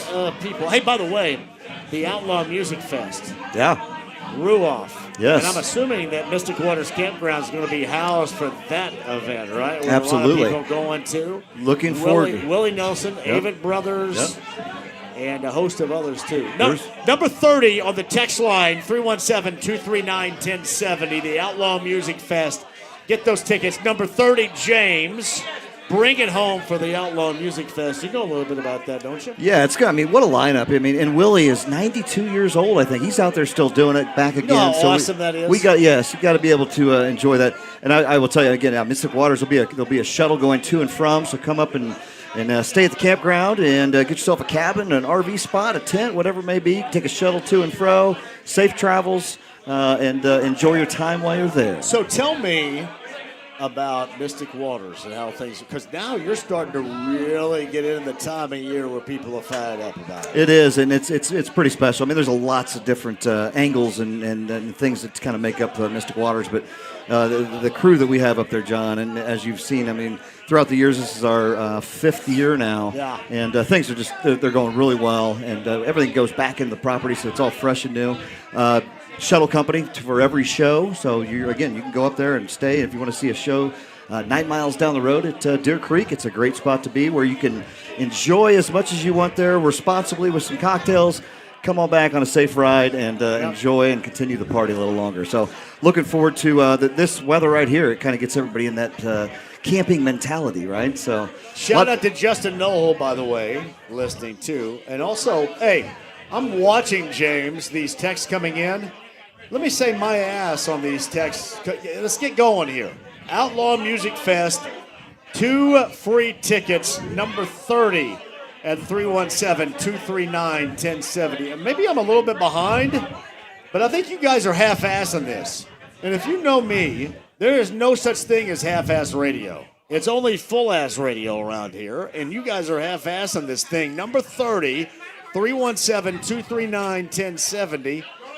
Brent, it's Outlaw Music Fest. I mean, free go. tickets. Free tickets. Oh, that's a deal right there. Maybe in itself. the first time and last time. Maybe you see Willie. What the hell? Yeah, it really is. This is a special treat. So get out there. Listen, if I'm not going to ever half-ass it, you guys aren't allowed to half-ass it either. Not at all. Not at all. Good Good enough half-assery there's in the world as there is, right? So no doubt. go get some tickets. All right, Macho Mike is here. Hello, Macho Mike. You're not allowed to half-ass this either, okay? Okay, remember Teresa, me, and Angel. God bless you.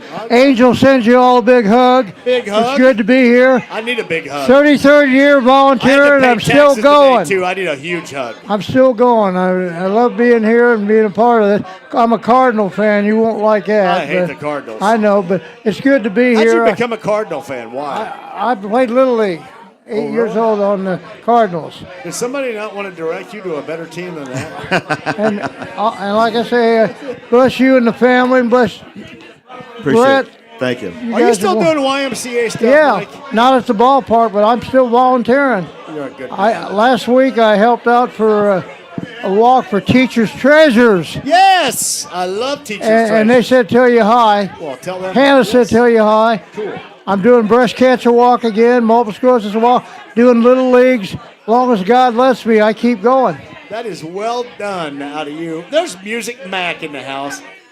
Let me tell you about, if you guys know, Music Mac is a longtime listener to the show. This is the JMV Takeover. Brent, look how good Music Mac looks great. Right there. Yeah, looking all sharp and He's sharp sexy. looking, got a nice hat on. YMCA, and God bless you and the wife and family too. Good to power. be here. You're special. Amen. Amen. Thank you, buddy. Good to see And you. I'll give Angel a hug back. Thank you, Mike. That's Macho Mike right there, everybody.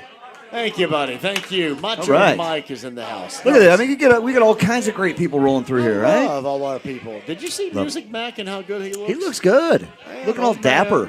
Very dapper these days. Oh, man. Got to find out what he's doing. That's good.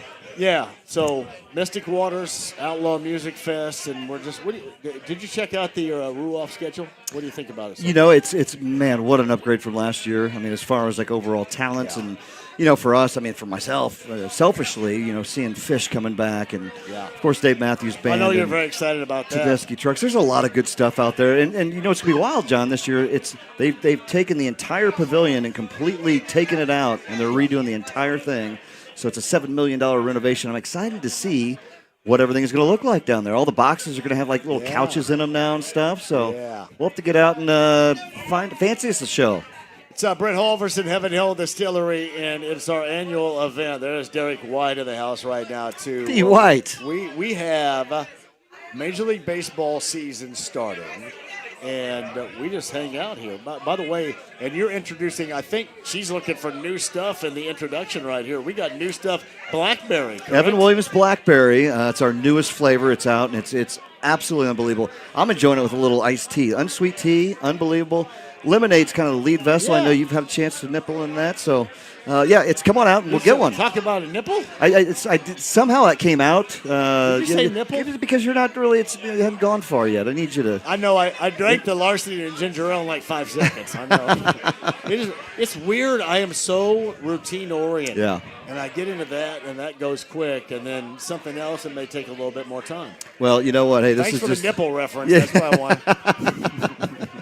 Well, yes, but anyway, come on out if you're out there. We're here till 6 and a little beyond, and then roll in right in that Purdue game. But got some Evan Williams Blackberry samples out there if anybody's out and wants to come try it because it is amazing. All right. Also, get you updated on the Major League Baseball going on this afternoon to top of 9. I don't know if this game has ended right now. No, it's still. No, I'm sorry. We got the Tigers.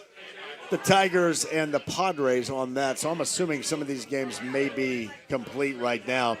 In Major League Baseball's opener, Red Sox and Reds for what really is Major League Baseball's openers over in Cincinnati. Give us a scoreboard update. Here's the crazy thing. So that Pittsburgh Pirate game and the Mets that I think that pitched at 1:10, it is in the end of the 8th inning, right over the 8th inning right now. So 11-7, the Mets over the Pirates. You got the Brewers all over the White Sox in the 7th, 11-1. We got the Cubbies down 8-3.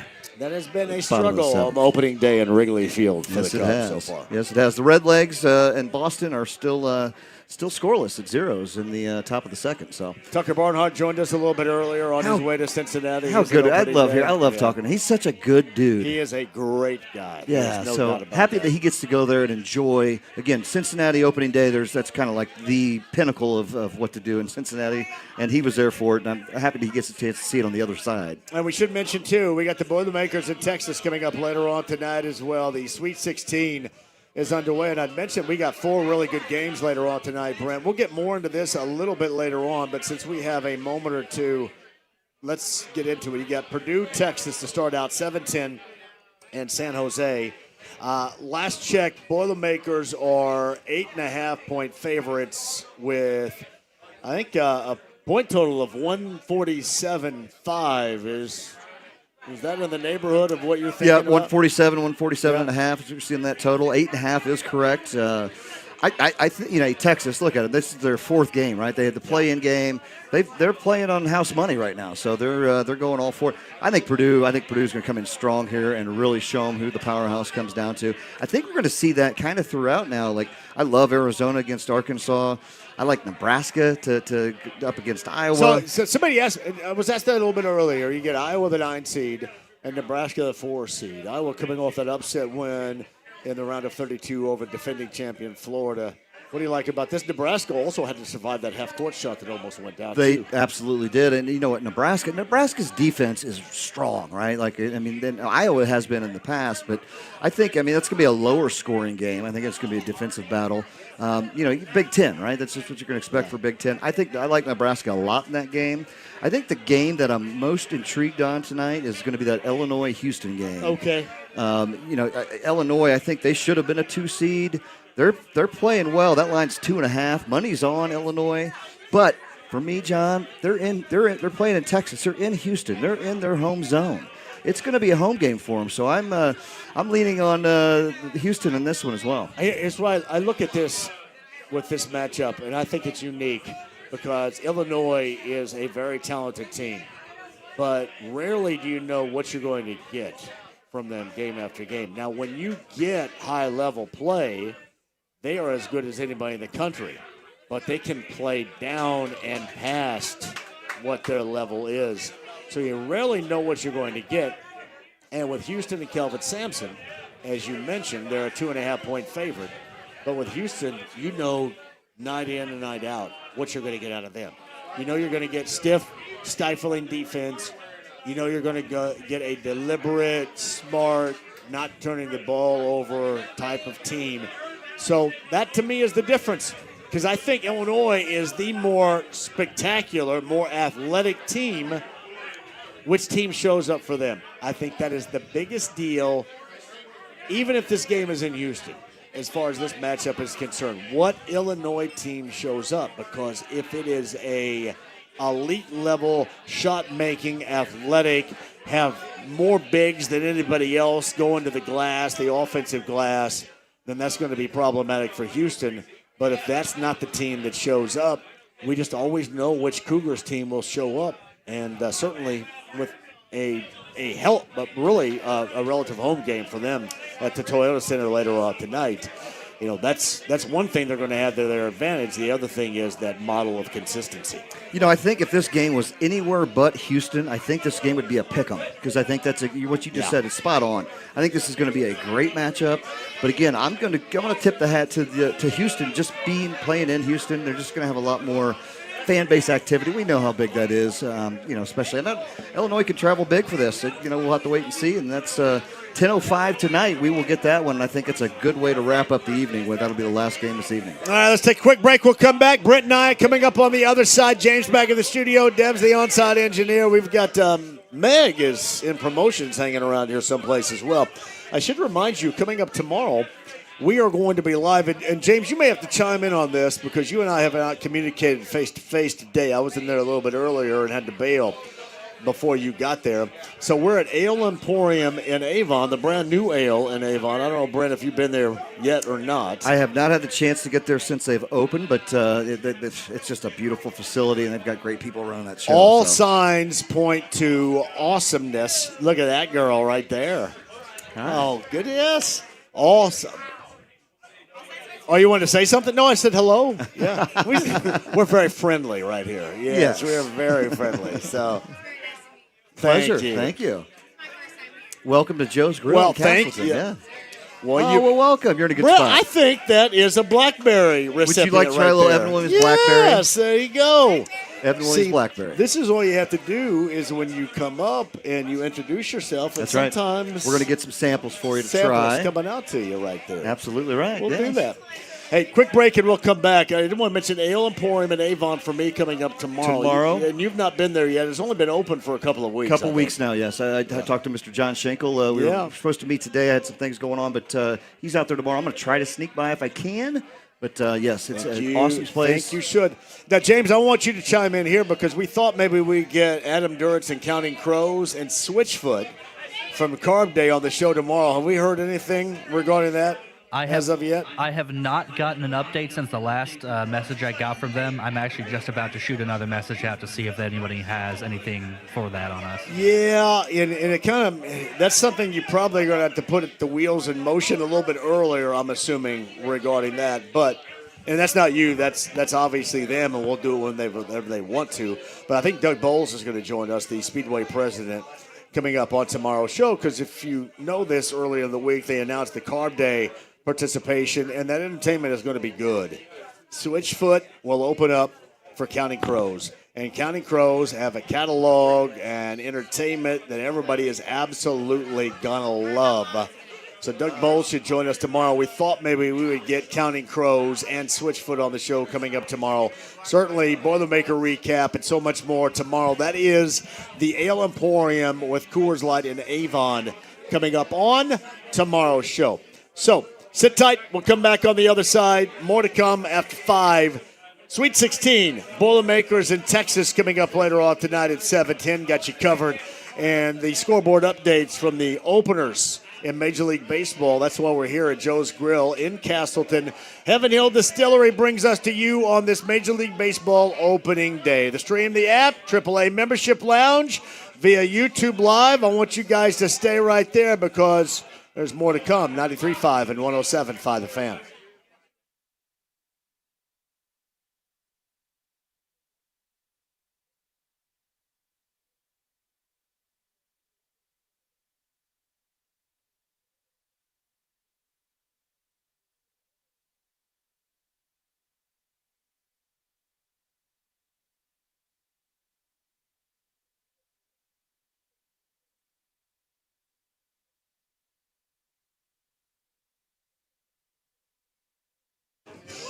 Hey, John here for WeGrowHairAndy.com. Do you want to get started on your very own real growing hair path? Seriously, the option of your real growing hair is more prevalent right now than ever across the board.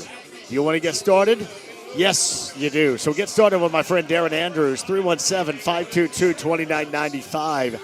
They have so many different options for you to regain your real hair growth and then to sustain it after you get this thing started. In fact, I'm a 9-year rep of We Grow Hair Indy. It absolutely works. 317-522-2995. Let them know that I sent you and get started with your option of your real growing hair today with WeGrowHairAndy.com.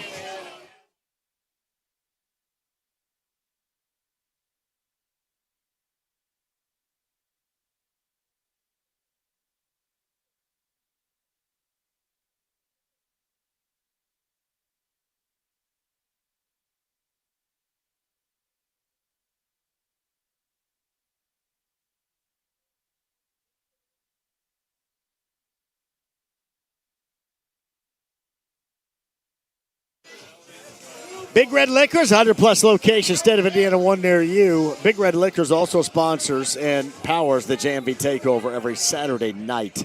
It's on B105.7. We're doing the 80s coming up this weekend. You got to be a part of that. You got to be a part of Big Red Liquors to make sure you are good to go in terms of your party supplies or just your hanging out and watching game supplies. You're going to find that, too, with great deals from Heaven Hill Distillery on down the line at Big Red Liquors. Your favorite beers, of course. Bud Light, Michelob Ultra, Modelo Oro. We're talking about low-calorie beers right there at great deals. You're going to find at Big Red Liquors. Also, ask about how you can sign up and maybe win the opportunity to buy a bottle of Pappy Van Winkle. I know you guys love that. Do it today. 100-plus locations, Big Red Liquors. There is one near you. Powers the JMV Takeover every Saturday night on B105.7. To find that online, bigredliquors.com today.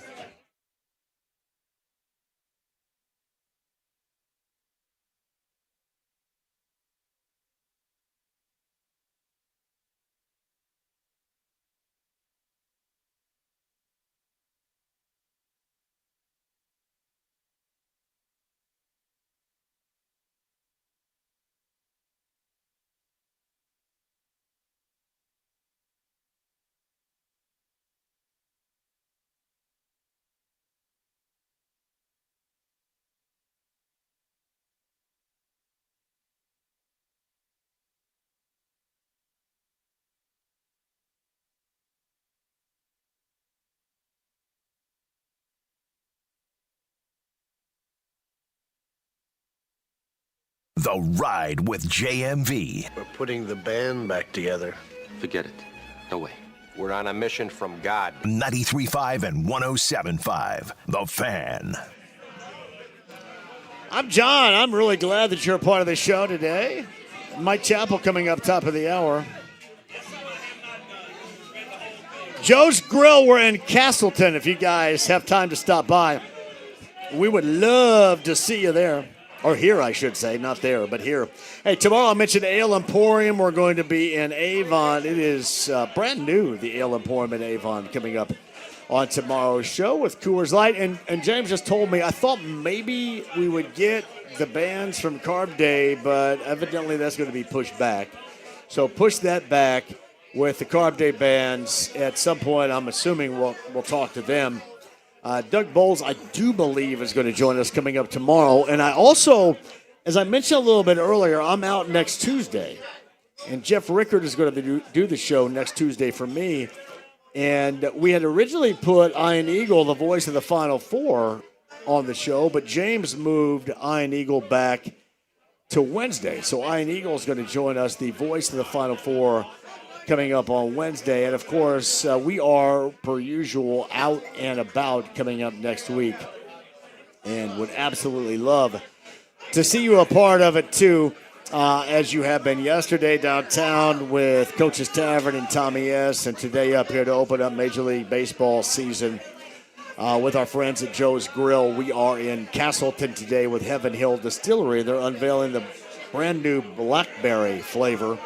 And I think I did kind of put a nip on this just a little bit. My bad on that. Normally, I'm not this withdrawn in terms of on the show and doing what we do. But in this case, we are. But I promise you this, if you see it out and about, you absolutely love it.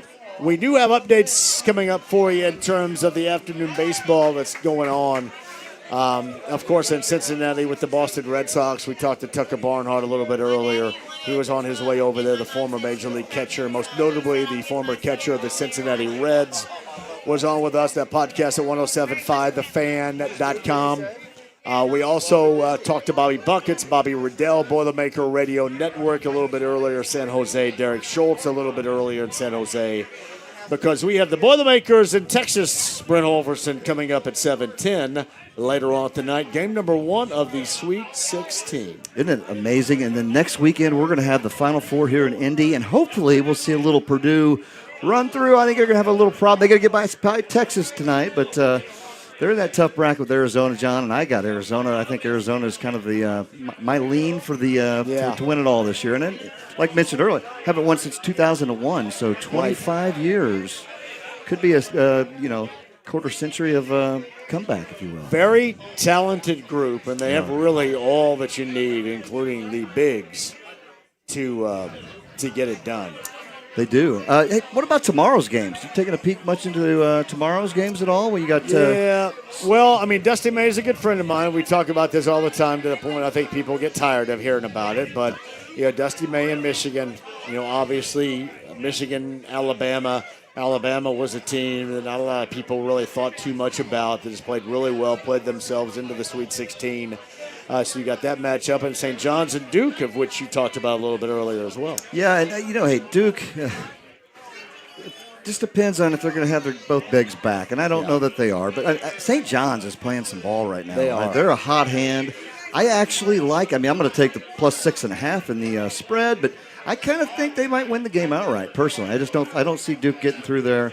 Another big game that I'm really anxious to watch. Duke was kind of weird. I mean, especially the way they got started with Siena. It's been a not dominant performances. Maybe you don't expect that, but I don't know. I expect a little bit more, I guess, is what I'm trying to say. Yeah, no, I agree. And again, it should be a great matchup. You've got just two great storied programs going after there. But that Michigan State-UConn game, that's the game, I think. Like tonight I mentioned, for me, watching-wise, watching Illinois and Houston, I think is going to be the game of today to watch. Kind of the same with tomorrow night, the 9:45 Michigan State-UConn game. UConn's a 1.5-point favorite, so it's just a little number. I think you got two teams. It's tough to go against Izzo ever, but I think that's going to be the one. And then Braylon Mullins, the Mr. Basketball Mullins, from Indiana, absolutely. Greenfield Central is a part of that too. He's had a really nice freshman season, and a lot of people, Brent, said that UConn, because of the way that they really tripped down the stretch of the season, wouldn't get out of that round of 32. But they're there, and they get Michigan State. I've got Michigan State in the Final Four. Yeah, and I think again, it's going to be a great game. I think it's a great call. I think they can, whoever gets through to that game, I think if Duke or St. John's is there, I think they're moving on. Iowa State, I like a lot. And if Jefferson's back, it's on. I mean, if Jefferson's back, I could see them making a lot of noise all the way till a week from Monday. But let's talk about the Saturday game real quick, John. You got the Mount Vernon Marauders playing in the state 4A championship game. That's your high school. That's the girls. That's where they go. That's right. And Luke Ertl has been every bit the part that you would expect. I tell you what, it is fun to watch him play, and he just has that it factor, right? He does. Like you just look at him over there. Great story. So we were in Mexico for their senior spring break last week, and we brought a projector. We were watching it on, at 9 a.m. we had a game, then at 8 p.m. we had the other game, and they just look good. So it's going to be exciting. But this Saturday night at 8 o'clock, Mount Vernon Marauders playing for the first ever state championship finals in 4A basketball. And I love the fact that I'll go down to Class A that gets the day started on Saturday, and the boys' high school tournament. Class A's got Bar Reeve in it. And Bar Reeve, Heath Howington, is a friend of mine and a former assistant coach at Eastern Green where I was. And he took over a program. What's interesting about it, this being from Seymour, because you got Seymour and Brownstown Central and all those great schools that still, when you go to a basketball game in those locations, it's an event.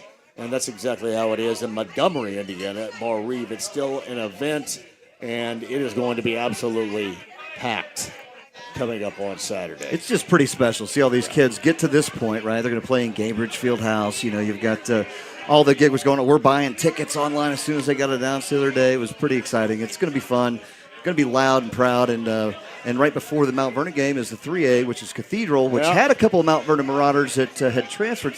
It's just going to be wild to watch it all come down. That was a really good win over Silver Creek, too. And Jason Delaney's one hell of a coach, and he's trying to do some things that people haven't done at different schools in terms of winning titles. Very impressive. Absolutely. Looking forward to it. Big weekend of sports, my friend. We're back in it right now. See, Luke, you got to be a Purdue fan now with Luke Ertl going off. I mean, Braden Smith is out, Luke Ertl is in. It's a good fit. I think Luke is that guy, though. I mean, I think he was number 2 in the state for assist. Yeah. And that's what he does. He's not selfish with the ball, and that's what he can fill those shoes very easily if he gets in there and takes that lead next year. Quick break. We'll come back. Mike Chappell on the other side. Brent's going to hang with me as well. We're at Joe's Grill, the opener of the Major League Baseball season with Heaven Hill Distillery. Loaded show so far. We're looking for you right here, too. Scoreboard update on day number 1 of the Major League Baseball season. Sweet 16 tonight, 7-10. Boilers in Texas. You get a breakdown on that so far as well. Hey, my advice, don't go anywhere if you're listening. I've got more stuff to give away, but if you are going to go someplace, you got to get here. Joe's Grill, Castleton, Heaven Hill Distillery, 93.5, 107.5, The Fan.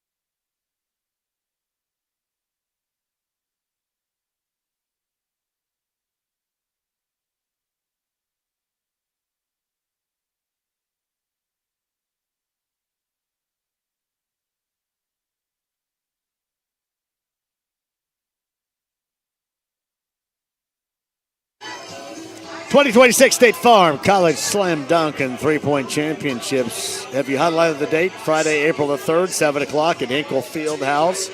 24 graduating men's and women's college basketball seniors. Skill sets shall be showing. Three-point shooting, slam dunking, and it is one of those things you absolutely, good to see you, pal. One of those things you absolutely have to be a part of when the Final Four is in your town. Indy's the host city of the Final Four. You can be a part of it, too. The State Farm College Slam Dunk and Three-Point Championship at the Hinkle Fieldhouse, Friday, April the 3rd, 7 o'clock. Hey, don't miss that, too. Go ahead and log on and get your tickets right now. collegeslam.com/tickets. That's collegeslam.com/tickets today.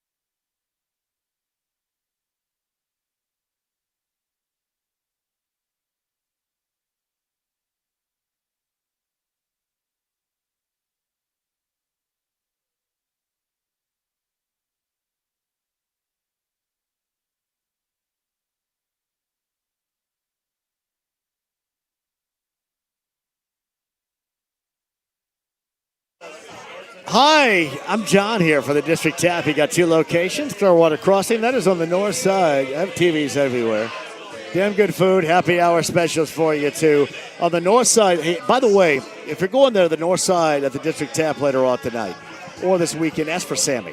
Sammy is awesome. Sammy will take care of you. Plus, if you're going anywhere downtown, you have the epicenter of fun, all that you need in one place at the District Tap. That is downtown with live music, too, on the weekends you can find. Event space for your office parties or maybe your family gatherings. Damn good food, happy hour specials, and more. To find out even more than what I just talked about right now with Michael and the gang, that's thedistricttap.com.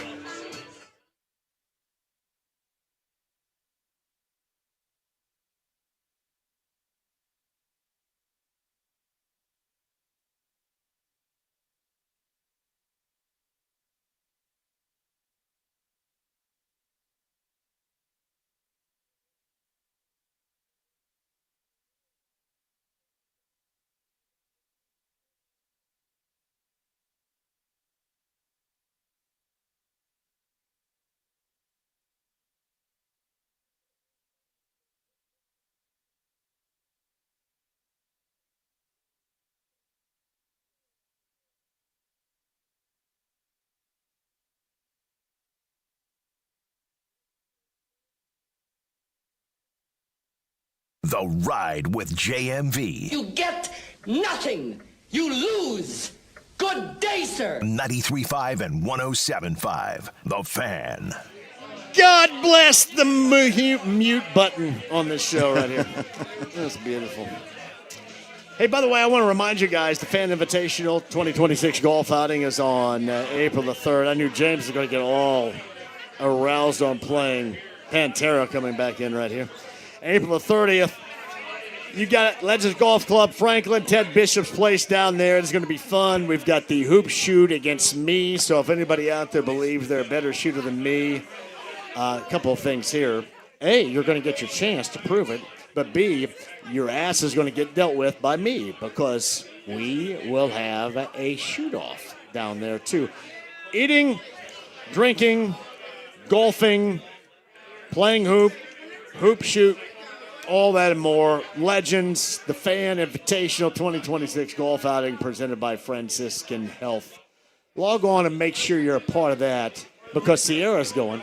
That's 107.5 thefan.com. That's Brent Halverson of Heaven Hill Distillery. Hello, John. Is the blackberry popular? Or the blackberry is a hands down winner, my friend. It is simply easy to drink. You mentioned this a little bit earlier. Of course, we're celebrating the opening of Major League Baseball season, as we do annually here at Joe's Grill in Castleton. Are you going to go out to the Ale in Avon tomorrow? Did I hear that? I'm going to try to. I've got a bunch of work to get caught Normally up when I hear I'm going to try, that means you don't want to tell me you're not going to be there. I don't want to commit because I can't give you the full Chris commitment. Hagen of you right there. Whoa, wait a second. I'm going to try, which means probably my ass won't be there. It's 50-50, John. 50-50 is what he says 50-50. tomorrow. Our friends from Coors Light, Kathy and the gang will be out there with us coming up tomorrow. By the way, James had mentioned we thought maybe Counting Crows and Switchfoot. Evidently, that's going to be pushed back.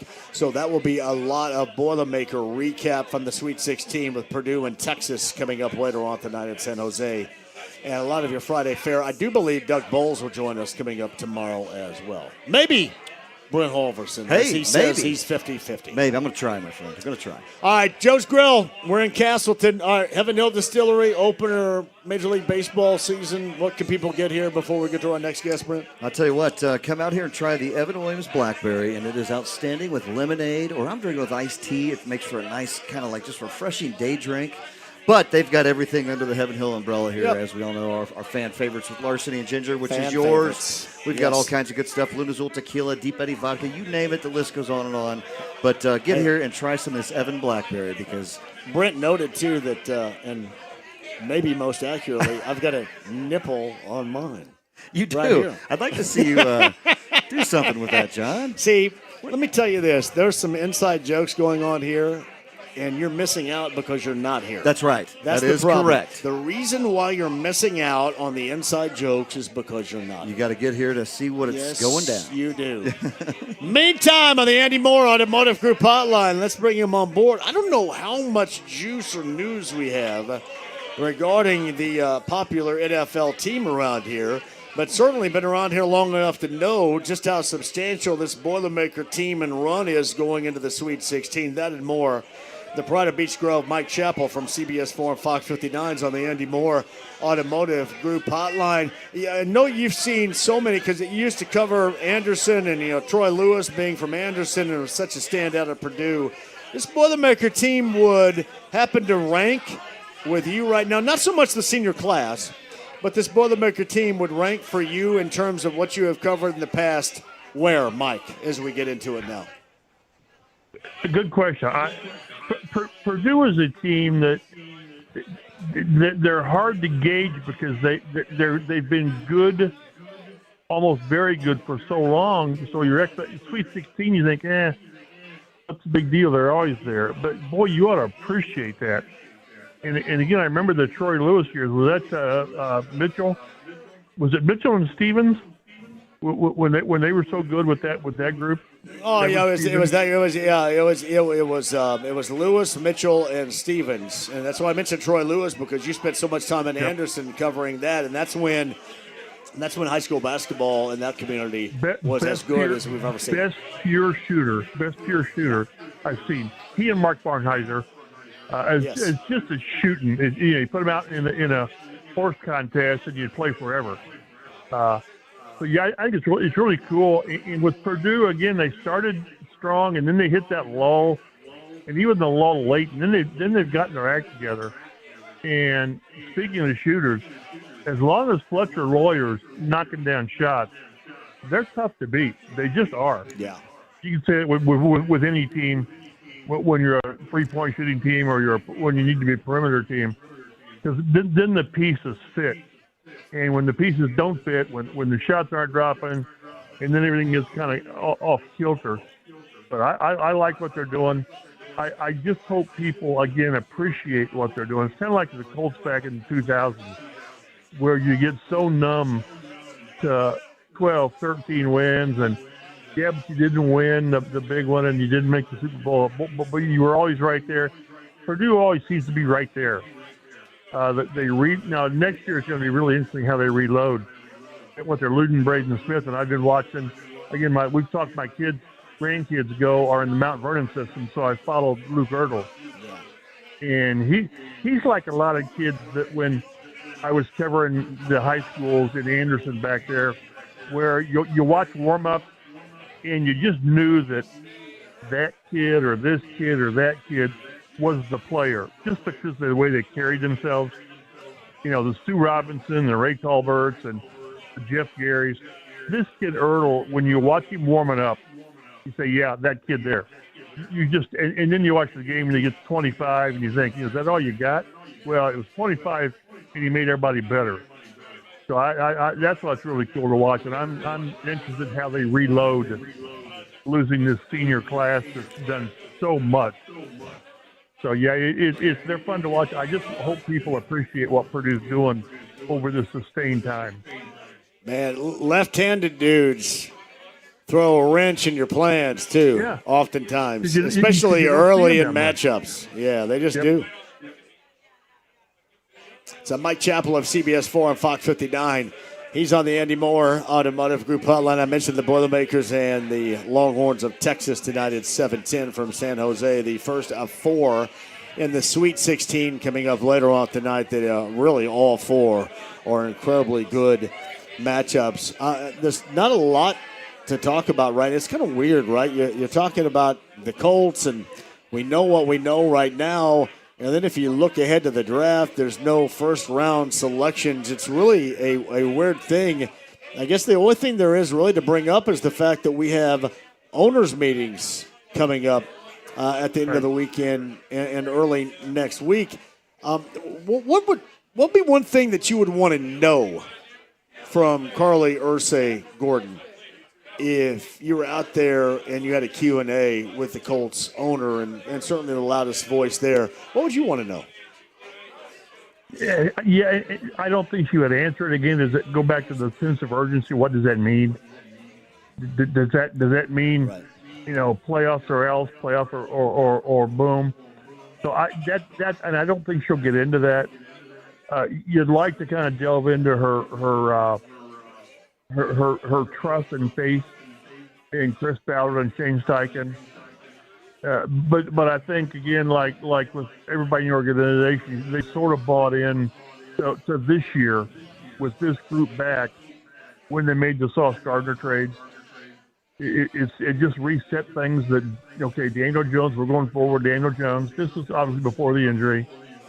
And this group, with Alec Pierce, and for the most part, this group, just what did she base that trust on? And again, but she won't really get into that, and I don't think she can get into. Well, if the sense of urgency doesn't generate a playoff spot, do you blow it up? Well, she's not going to get into that. I understand that.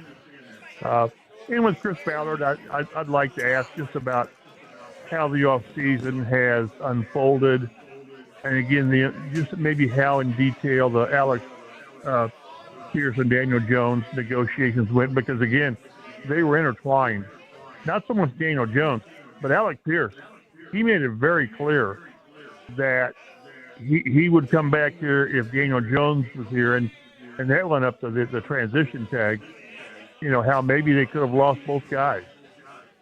So I think that's interesting, but we're in that quiet period now where they've really kind of done their heavy lifting in free agency. I would still like to see a pass rusher.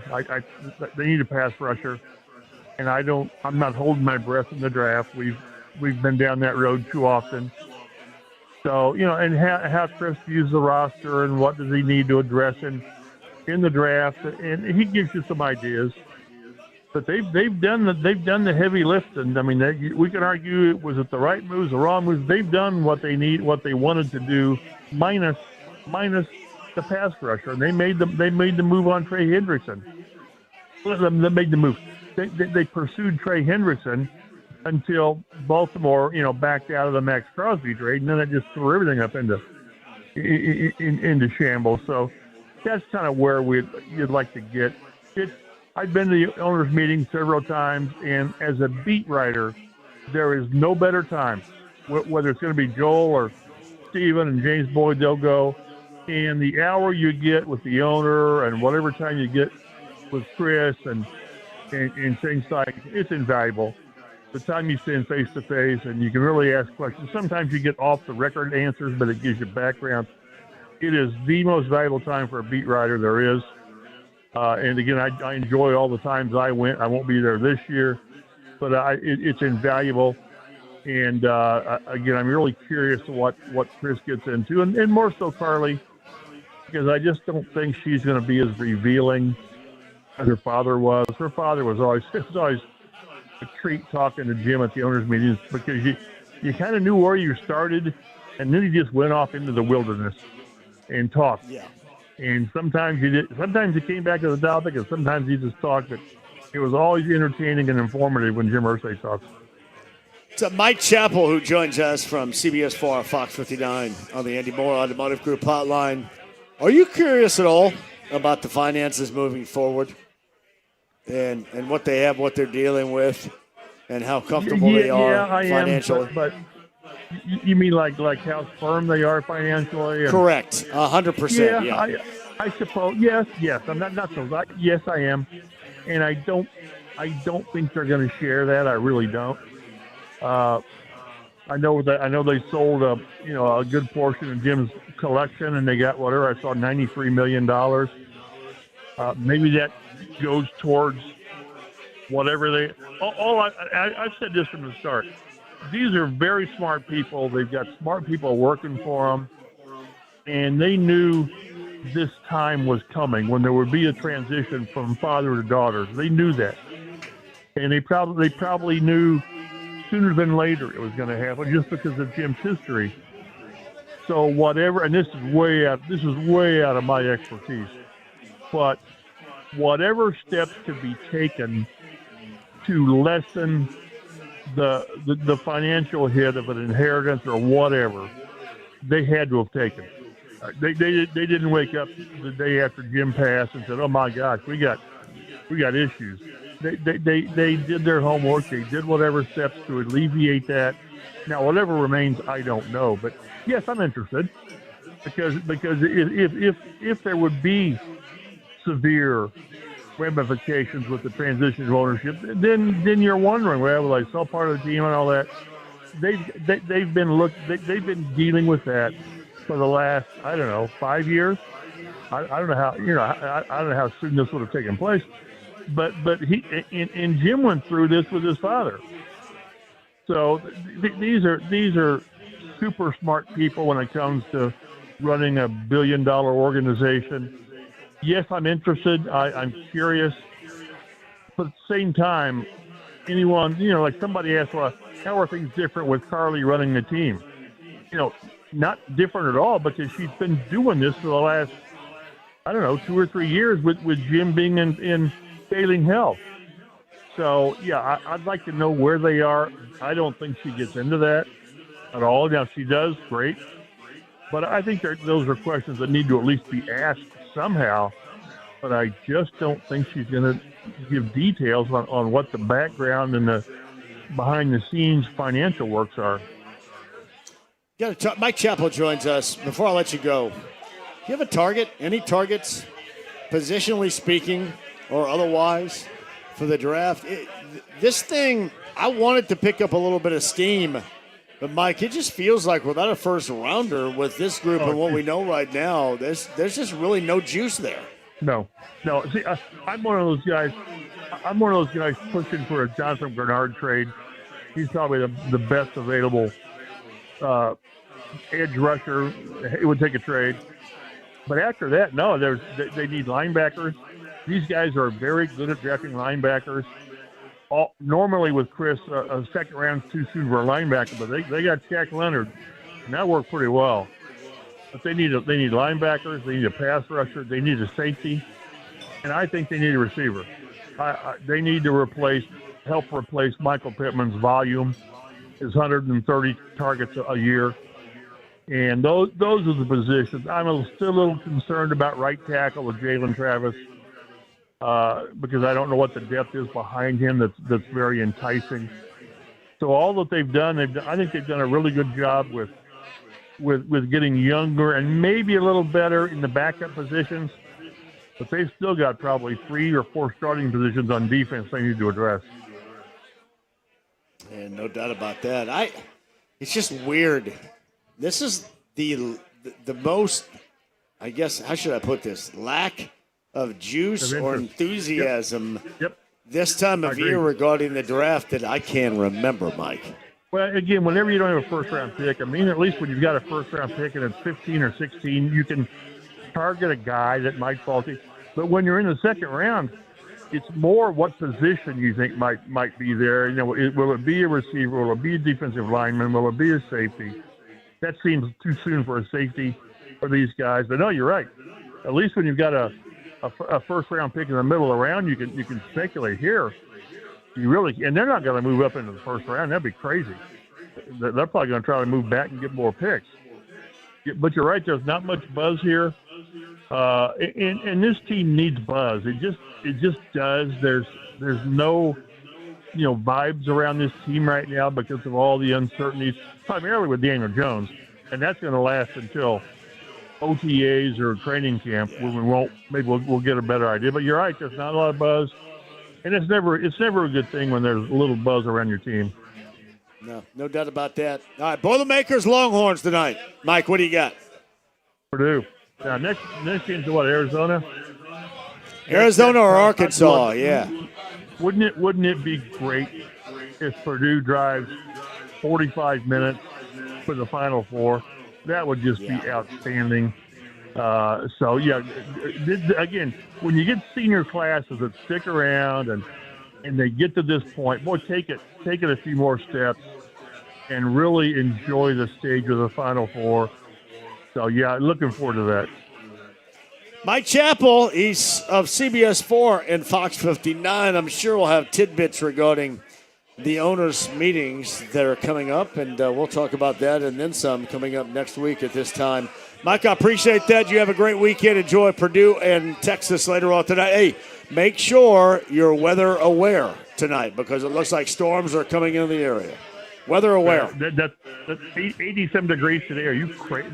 This weather is ridiculous. But I'll take 84 to 48 tomorrow. We're going to flip the digits tomorrow. Indiana, baby. Yeah. Indiana. You gotta love it. Thank you, buddy. Be well. As Mike Chappell of CBS 4 and Fox 59. We're live at Joe's Grill, Castleton. The opening of the Major League Baseball season with Heaven Hill Distillery. I'm JMV. That is Brent Holverson. Hello, Brent. Hello, John. Did we hear from Barb? We did. What did Barb have to say? She's such a sweetheart. I love Barb. She's awesome. So she just said, hey, thanks, a little attention on the radio. Phone's blowing up. Thad's is too. Blah, blah, blah. I said, hey, come out and join us. We want to get those two out here. I want to have Barb and Thad out for a live show. We will do that. And get them loose. They need a little time. I figured they'd do some traveling, do some stuff. They're visiting their parents and friends. And then hopefully we'll get them on here in the upcoming future. And you'll get to see. Have you met Barbara Mata before? Well, I talked to her back at that final regular season game when they played Creighton. Okay, I was doing the show out there, and we talked a little bit. We talked about you, matter of fact. Yeah, because she was a Seymour Owl, much like you. She was, absolutely. And again, probably one of the greatest families from Seymour I've ever known and had the pleasure to be friends with, but the Britton family. And John and Ann and Katie and Barbara and Deborah, so the entire family. Is that a big family in Jackson County right there? Oh, absolutely. Yeah. John was superintendent. He big sports coached Seymour baseball back in the day. I mean, just the kind of people that you want to be a part of. Just good human souls. So, who was the basketball coach at Seymour for the boys when you were there?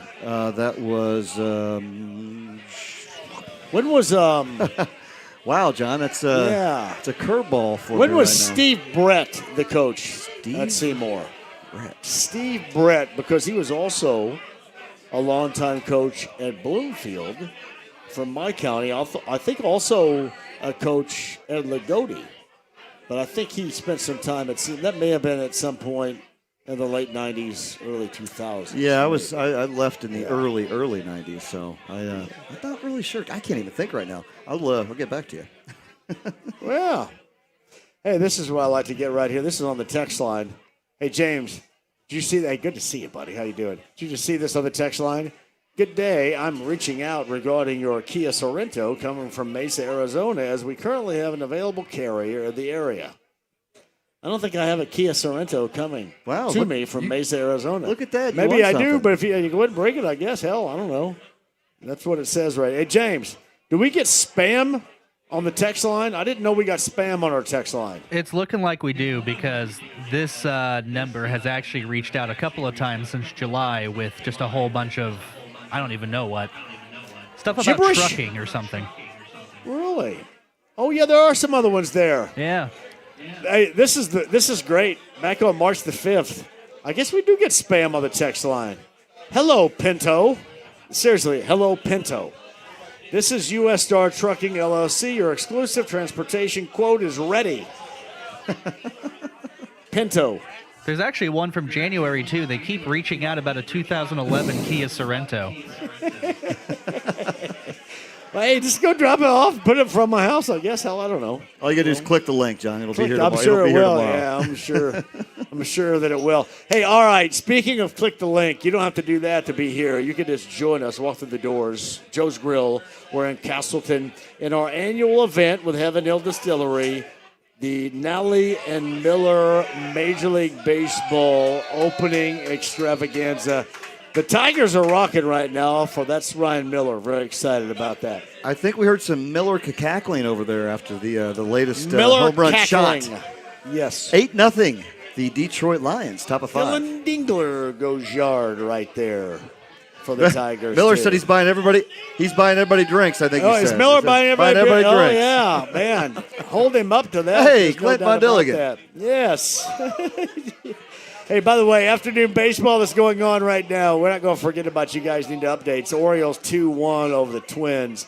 Still no score in Cincinnati. Andrew Abbott on the mound for the Reds. Red Sox and Reds no score, as I think they're in the bottom of the 5th inning. Yeah. Over at Great American Ballpark in Cincinnati, Brent. Yeah, they are. You see a little action going on here, but I'd like to see where it's at right now. It's going to be a big 3-game stretch. Yes. Was talking to Mr. Brian Shaw, possibly Sunday outing over there, but he brought back a good idea. You get another bus trip to Cincinnati. What do you think? Go see a Reds-Cubs game or something. Do you remember when we did that, how fun that was? That was a blast. Oh, that my was goodness. What's that? That's right. Yes, Brian you Shaw did. was the DJ. That He got was us there with some such good sounds. And a damn good time. it was. We'll have to look into that a little bit and see what we can do. You remember, and We Tucker, left from here too, right? Well, Tucker, we did. Yep. And Tucker Barnhard was playing for the Reds, and I want to say, which is weird because he was the slowest guy of all time.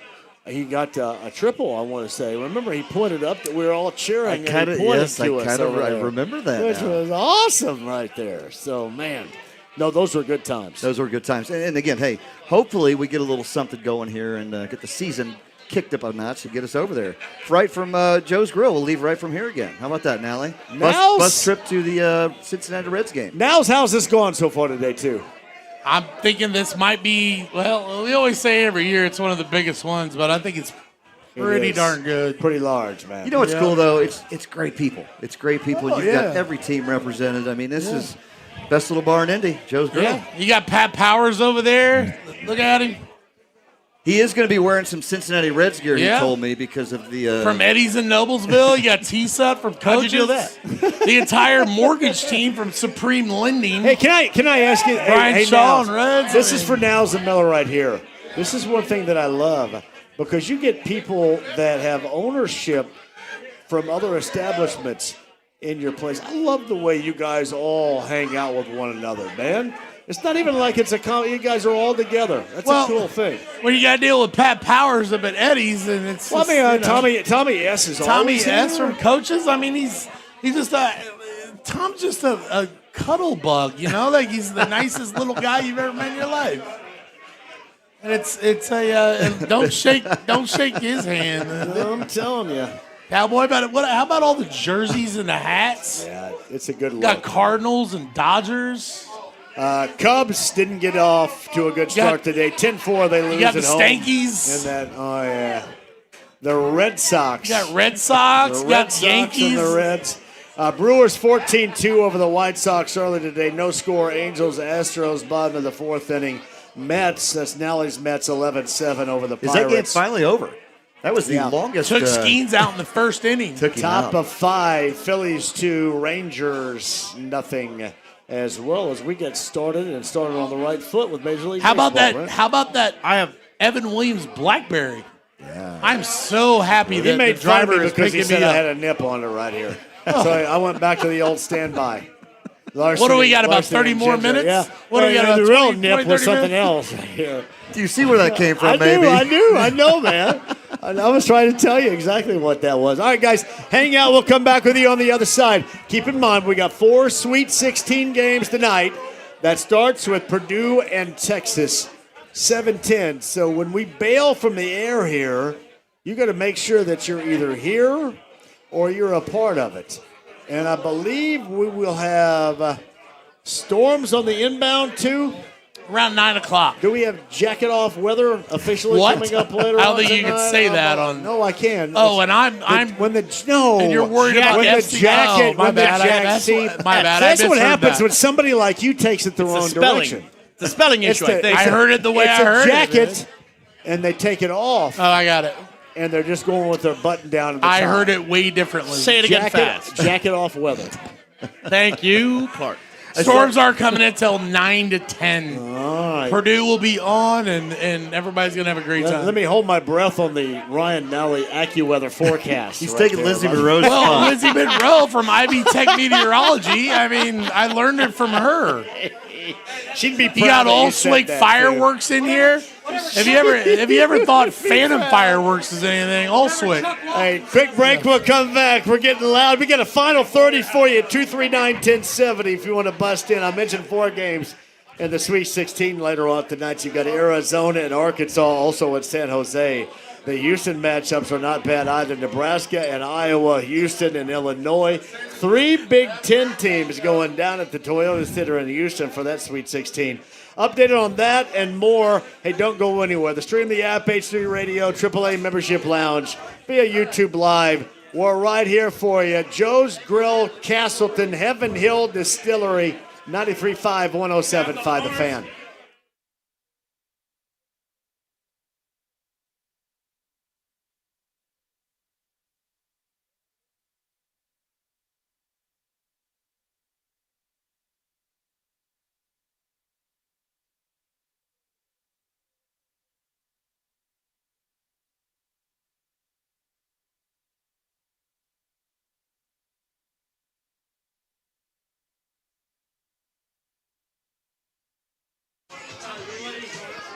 Hey, Johnny for Love Heating and Air Conditioning. Love Heating and Air. Love-HVAC.com. 317-353-2141. So I mentioned this before, right? Love Heating and Air.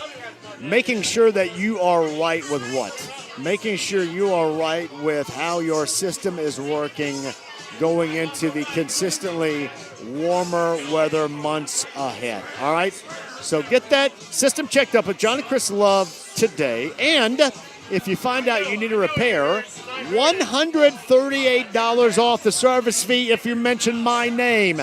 Mention my name at 317-353-2141. You're going to get $138 off the service fee on your repair with Love Heating and Air. John and Chris Love to the rescue. Cool and comfortable when the temperatures are consistently warmer. 317-353-2141 online, love-hvac.com today.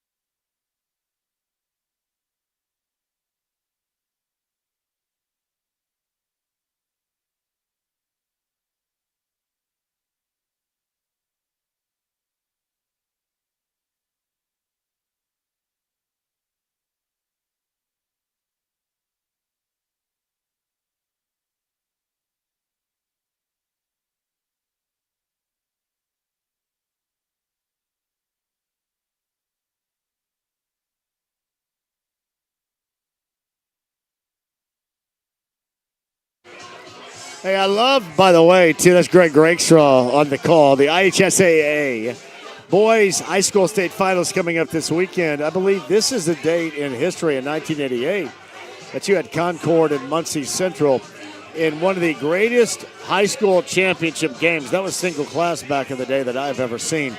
What I'm trying to tell you is, like Sean Kemp and Chandler Thompson and Sam Long in 1988, or Flory Badunga from Kokomo, or what you're going to witness coming up this weekend, these are memories.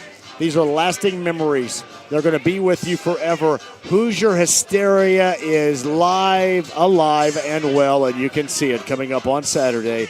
IHSAA.org. You get 4 games coming up on Saturday morning through the evening, and it was going to be high-level high school basketball to close out this season. Make sure you get your tickets.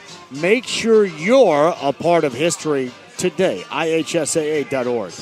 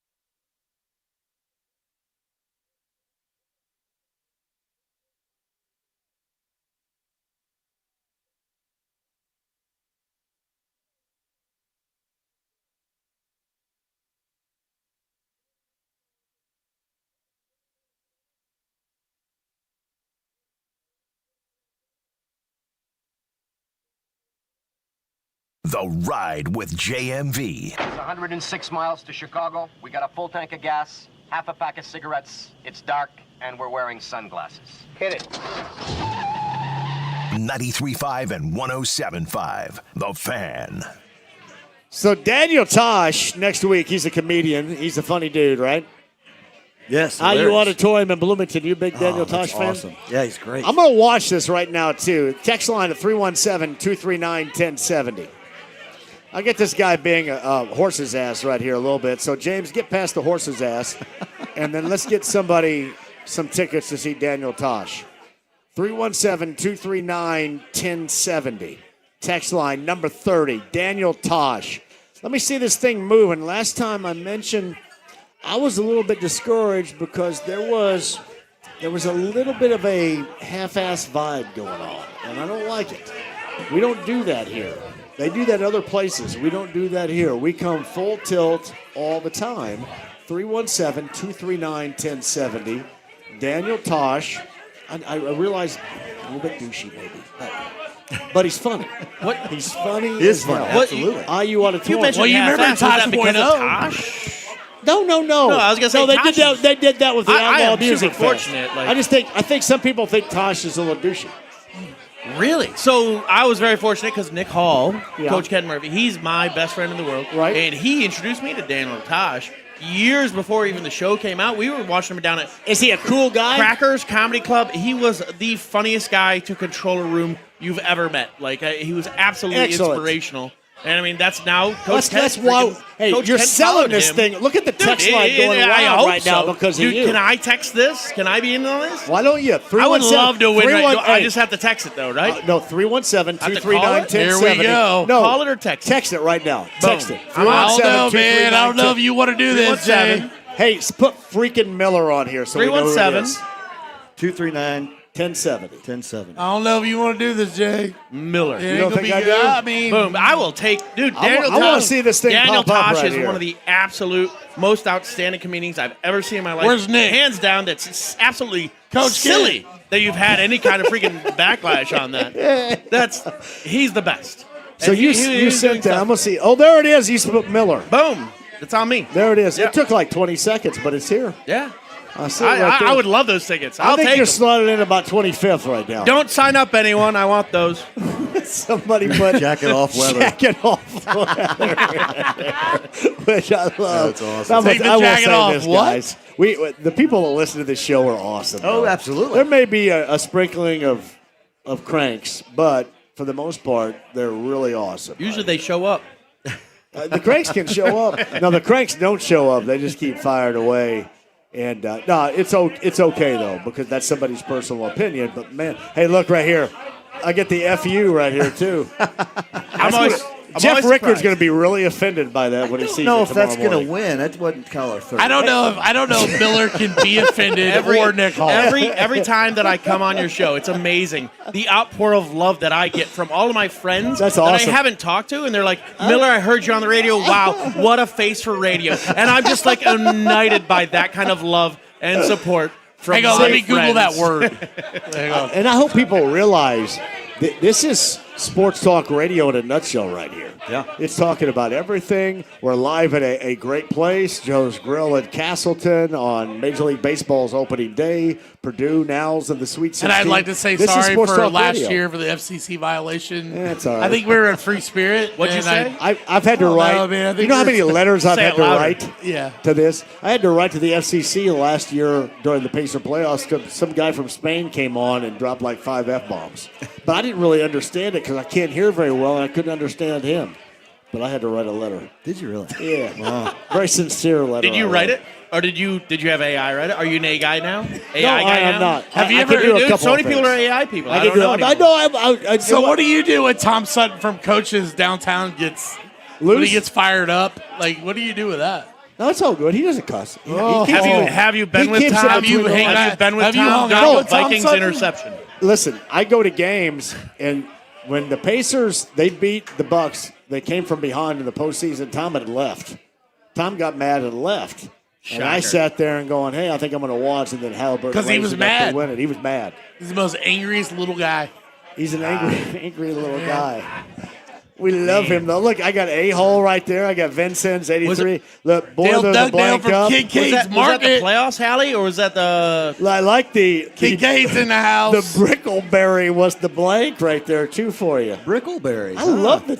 I think you're going to call Brickleberry. that the Brickleberry. Well, we're going to name a shot after a drink after that. The Brickleberry 2000. Oh, hey, all right. Couple of things here. We got Major League Baseball, and you guys are all going until 6 o'clock with the free Purdue dogs and other going, stuff. too. patios popping already.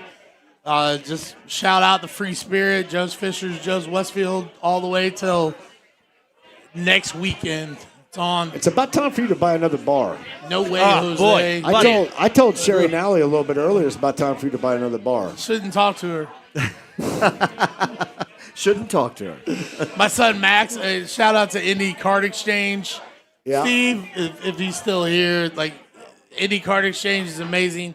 My son Max just turned 10 yesterday, so I took him over Oh, there. happy birthday, Max. Yeah. Shout out to Max right there. Yeah, big Mets fan. Riley's a big Reds fan. So, That is all good. I think are you gonna make it out of some concerts this year? I'm going to try it. Well, I'm going to go to Mystic Waters and like sleep in a cabin and then go to a concert. Yeah, I'm Why in. not? Now you have a box out there too. Do you like the schedule? What we've seen so far? Every now and then. Every now and then. What do you like? mean, Every now and then you like the schedule? You like it? schedule a box. You know. Oh, no. He was like, you like no, the schedule do you this like year? the schedule this season out On there? Married. It's much better than it was last year. I've got it. Yeah, I've got to. Yeah. See, that's going to get me. I'm going to have to write another letter if you're not Yeah. careful. I don't want to do that. Rob Lauer, if you're listening, we're going to be at White River and Ruoff, so you can enjoy it. You'll see us. So you got Fish twice coming up. Fish, this summer? 3 shows. Three Friday, shows. Saturday, Sunday. Does Fish make up in terms of Grateful Dead for you? No, you can't fill that void, but they're a really great jam band on their own. R.I.P. Bob Weir. R.I.P. Bob Weir, Phil Lesh, Jerry Garcia, Rob Pigpen McCurran. I mean, we go deep into that, but yes, no, it's I do enjoy Fish. It is not anywhere near fill that void. for me. But it's awesome. I love it. I love the people that come out with it. I love it's great. It's a great festival of 40,000 people that are going to come together and spend 4 days in Indiana, and a lot of them will be out in of those Mystic 4 Waters. days, they're going to play a G chord for about 8 songs. It's going to be amazing. It's going to be so good. It's going to be amazing. What a gap to fill. What a gap to I tell fill. you, Fish, way to go. Hey, Yeah, James, it's going to sit in a G. It's going to sit in a G chord, and it's going to be amazing. I know this is a little bit off the page. James, do you have that Curt Cignetti sound, what he said about transferring Nick Marsh and his shoes? Let me find it for you. See let me know when you find that too. This is how weird of a world we're in. Front page, ESPN.com. Indiana's Curt Cignetti rips transfer. That's wide receiver Nick Marsh for wearing for spring practice gold cleats. James, roll that. I didn't love those gold shoes he came out in today. He learned that getting your ass ripped is all about. I don't know if that happened to him very often in Michigan State. That was before practice started. That was a wake-up call. But, no, he's really worked hard. Done a great job for us. James, I absolutely love that. And you know what? He would do that anyway, but that's even more magnified. When you win a national title, you're IU. You're on the front page, and this gets – you say that in the past, nobody would care. Now everybody absolutely cares because one of their prized recruits or transfer portal – how should I put that? Transfer portal acquisitions comes in, wide receiver Nick Marsh wearing gold cleats for spring practice, and Curt Cignetti didn't like it and ripped his ass for it. You got to love that. I love it. You got to love it. Yeah. He's got his ways. You do. There's got to be a line in the sand somewhere with this. It's called losing. That's what it is. When you there's a line in the sand if you lose. So do you believe that But if in you college win- football, the whole committee and everything, that they're going to, like, as we know, not to bring politics into this, that they brought all this up between Saban and you think they're going to do a transfer portal, or are they going to? I think one of do a these no? days. I think now is one of these days they'll put up more guardrails. I mean, you can't put the financially for toothpaste this. back in the tube. But it's not going to come anytime soon. So if you're able to do what you're doing right now, you should be able to continue to do what you're doing right now. Does that go through all of sports, though? Does that go through basketball, baseball? Yeah, oh yeah, absolutely. Football, oh yeah, There's soccer. no question. No question. It is a different world we're living in collegiately right now. And this, I've always said this, if you're able to do it while you're soaking in it, and this is for Butler too and Ronald Norad to start out, I mean, you got to have revenue, you got to have finances, and then you got to have an eyeball for the talent that's going to fit best with your group. Curt Cignetti has had all of those.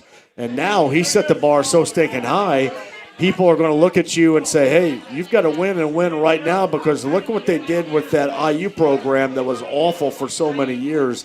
That bar is set that high. Right. These are the expectations, plain and simple, right now. That's what you have to do now. Let's speak of expectations. Yeah. So the JMV Sucks golf outing, Yes. down the Legends, when you and I went at it on Right free on. throws, and I went back. Are you going to be able to hit those, like we watched you nobody's on beating the me. 3-point? Nobody's beating me. Yeah, I could say that. On the 3-point line, and you were impressive with that. Nobody is out there going to beat me. It'll be out there again, and people that say, hey, I want to take a shot at beating you, they can During try, that but golf they won't. outing, you and I are just going to do a free throw line. Okay. And we'll do best of 5 for, let's just call it for charity, because that's You what got it is. Not 3-pointers, but a free throw line. Yep. Because you know what? Free throws are free. Yep. I'll tell you what, we'll come back, talk about that final time on the other side. Quick break, we'll come back. Joe's Grill, Castleton, Heaven Hill Distillery, 93.5, 107.5 The Fan.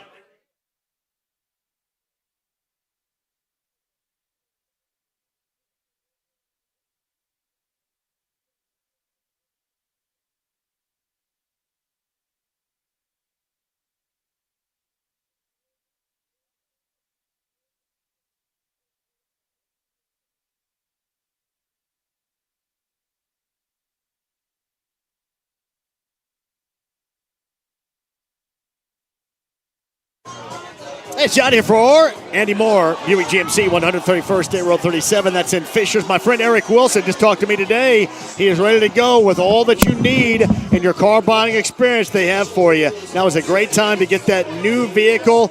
Andy Moore, Buick GMC, and my friend Eric Wilson can do it. Contact him today. 131st State Road 37 in Fishers.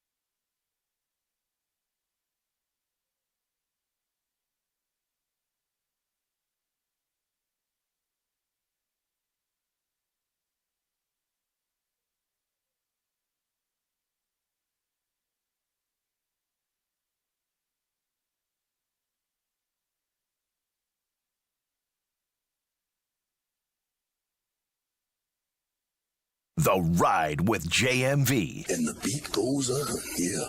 And the beat goes on. 93.5 and 107.5. The Fan. 7:10, we're talking Boilers and Longhorns. Hey, tomorrow, Ale Emporium for me and Avon. I'll look for you out there tomorrow. 50-50, Brent Halverson, out there with me tomorrow, Avon? 50-50, my friend. Gotcha. 50-50. Hey, this is a great place to watch at Joe's Grill, Castleton. Baseball's everywhere, but you got 4 incredible Sweet 16 matchups.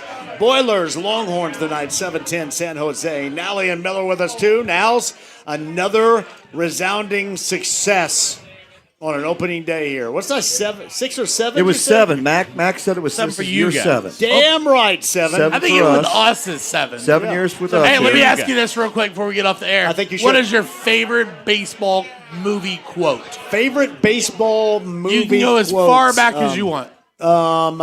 Let's go with you can have fungus on your shoes, and if you win 20 in the show, that means you're colorful. But until then, that means you're a slob. How about that? Or I like, because Costner, Crash Davis like softcore porn and long wet kisses that last for days. Miller, what's your favorite quote? Dude, it's not gonna make you happy, but it'll make you really happy. It's actually, it's Tommy from The Sandlot. I'm gonna give it to you right out the gate. Yeah. While they're trying to catch the beast originally, and they have the vacuum cleaner going, and it explodes, and he gets all the dust everywhere, all over him, and he comes down, looks at everybody, he's just like, we've been going about this all wrong. I blame myself. And like for a little kid to say that, it always Look at kills Miller me. doing the That's my acting part of it absolute. right there, That's too. my absolute. Holly, Like what's yours? 100%. Nick knows this already. Give him the heater, Ricky. Ah, give it to you. Oh yeah. All right, I'm gonna Forget go. about the curveball, Ricky. I'm gonna Give go. him the I'm gonna go heater. to the same. Major League. The legend Bob Uecker. One hit, one GD hit. That's all we got. You can't say that on air. It's the most used quote in our group text. Hell, it's not like The anybody's most listening used anyway. quote in Nobody's our listening group text. anyway. All for He's got the for bottle of one Jack half Daniels. of a year. The legend Bob Uecker. The most used quote. Well, we all have shitty team. Hey. Oh, yep. There it is. By the way, if you remember this to be true, that was the. Remember when Tom Berenger said, "Hey," and he wanted to bunt. You know, he did the bunt. Right. That was like the worst play call of all time, and it worked. Seriously. What's your favorite baseball? Because as Lou Brown said, "Oh, I think that's a good idea." And I said, "No, it's really not. It's the worst idea ever." You got the slowest guy in Major League Baseball that's going to lay down a bunt in this situation. You're going to try to score Wesley What's your Snipes from favorite second. baseball movie? This is, I bet it's going to go way back. It's probably Major League. It's Major League a smidge over Bull Durham. Yeah, that'd be my one too. Yeah. Major League for sure. Yeah. Love it. Just And watched then it last the Naturals week. in Love there it. too. The Natural with Robert Natural, Redford. yeah. Yep. When he knocked the lights out, I'm sorry. Yeah. Anything else? I was at a special point in life at a Field of Dreams.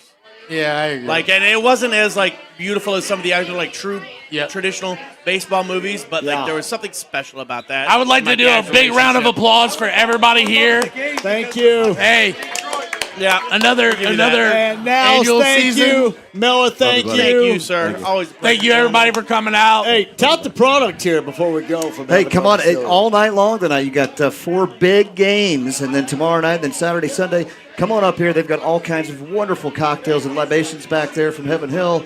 Try the new Evan Williams Blackberry because it is absolutely outstanding. It is tasty. It is unbelievable. So, good way to wet Evan your whistle. Williams Blackberry. Blackberry. It's the 6th flavor. Brickleberry. Brickleberry. We're going to have a shot called the Brickleberry. As always, Somebody renamed it. We will see Brent Halverson with Heaven Hill in football season, the betting analyst. Oh, and the betting We'll see you analyst. at your annual golf outing. And What? Are we not going to be before April 30th? We're not back? We got to have something back here. I don't know. We got Nicky We Three can't stay Fingers away here, that too. long. Yeah, well, he's a Yankee. These Spankies. The Spankies. Yeah, I don't know. I don't know that we do. But we will be back coming in Catch for you on our, Saturday or at Mystic Waters, probably for a couple shows. Do the takeover out there coming up. We love the Mystic That'd be Waters. awesome. Yeah, we got a bunch of stuff coming up, man. So hey, right now we're rolling into with the Sweet 16, and then next weekend, everything coming here to Indianapolis for the Final Four. That's going to be outstanding. Absolutely. So Zach Brown Band, Megan Maroney, Post Malone. 21 Pilots, Post Malone, Chain Smokers, I think, at the Indiana Roof. It's going to be pretty happening downtown. Night, so we will be down there. Come check us out. And Coach's Tavern, a great place if you're I'm going to be downtown. at Coach's Tavern. Slippery Noodle. There's all kinds of good stuff downtown. Now, Miller, thank you, Yeah, guys. love you guys. are Thank you. the absolute best. Cheers Thank to y'all. Thank you, guys. Cheers. Aaron, good to see you guys. Brent, thank you, pal. Hey, love you, buddy. Love you, my friend. Right back at Love you. you. There's Macho Mike's over there, too. Hey. Macho Mike's. I think Macho Mike's going to be here for the weekend. You guys better get ready. You guys got a cotton back for Macho Mike because he's going to be sleeping. He's staying. Macho Mike is staying. I hear an Angel, too. James, great job out of you, Dev. Thank you very much. Meg has been here, too, from the staff, doing a great job. Avon tomorrow, we're going to be at the Ale Emporium, Coors Light. James, make sure we're stacked with Boilermaker content tomorrow. You got the Longhorns and the Boilers at 7:10, all over that. With the 4 games in the Sweet 16, we got you tomorrow. No place else. Starting at 7 a.m., 93.5, 107.5 The Fan. Have a great night.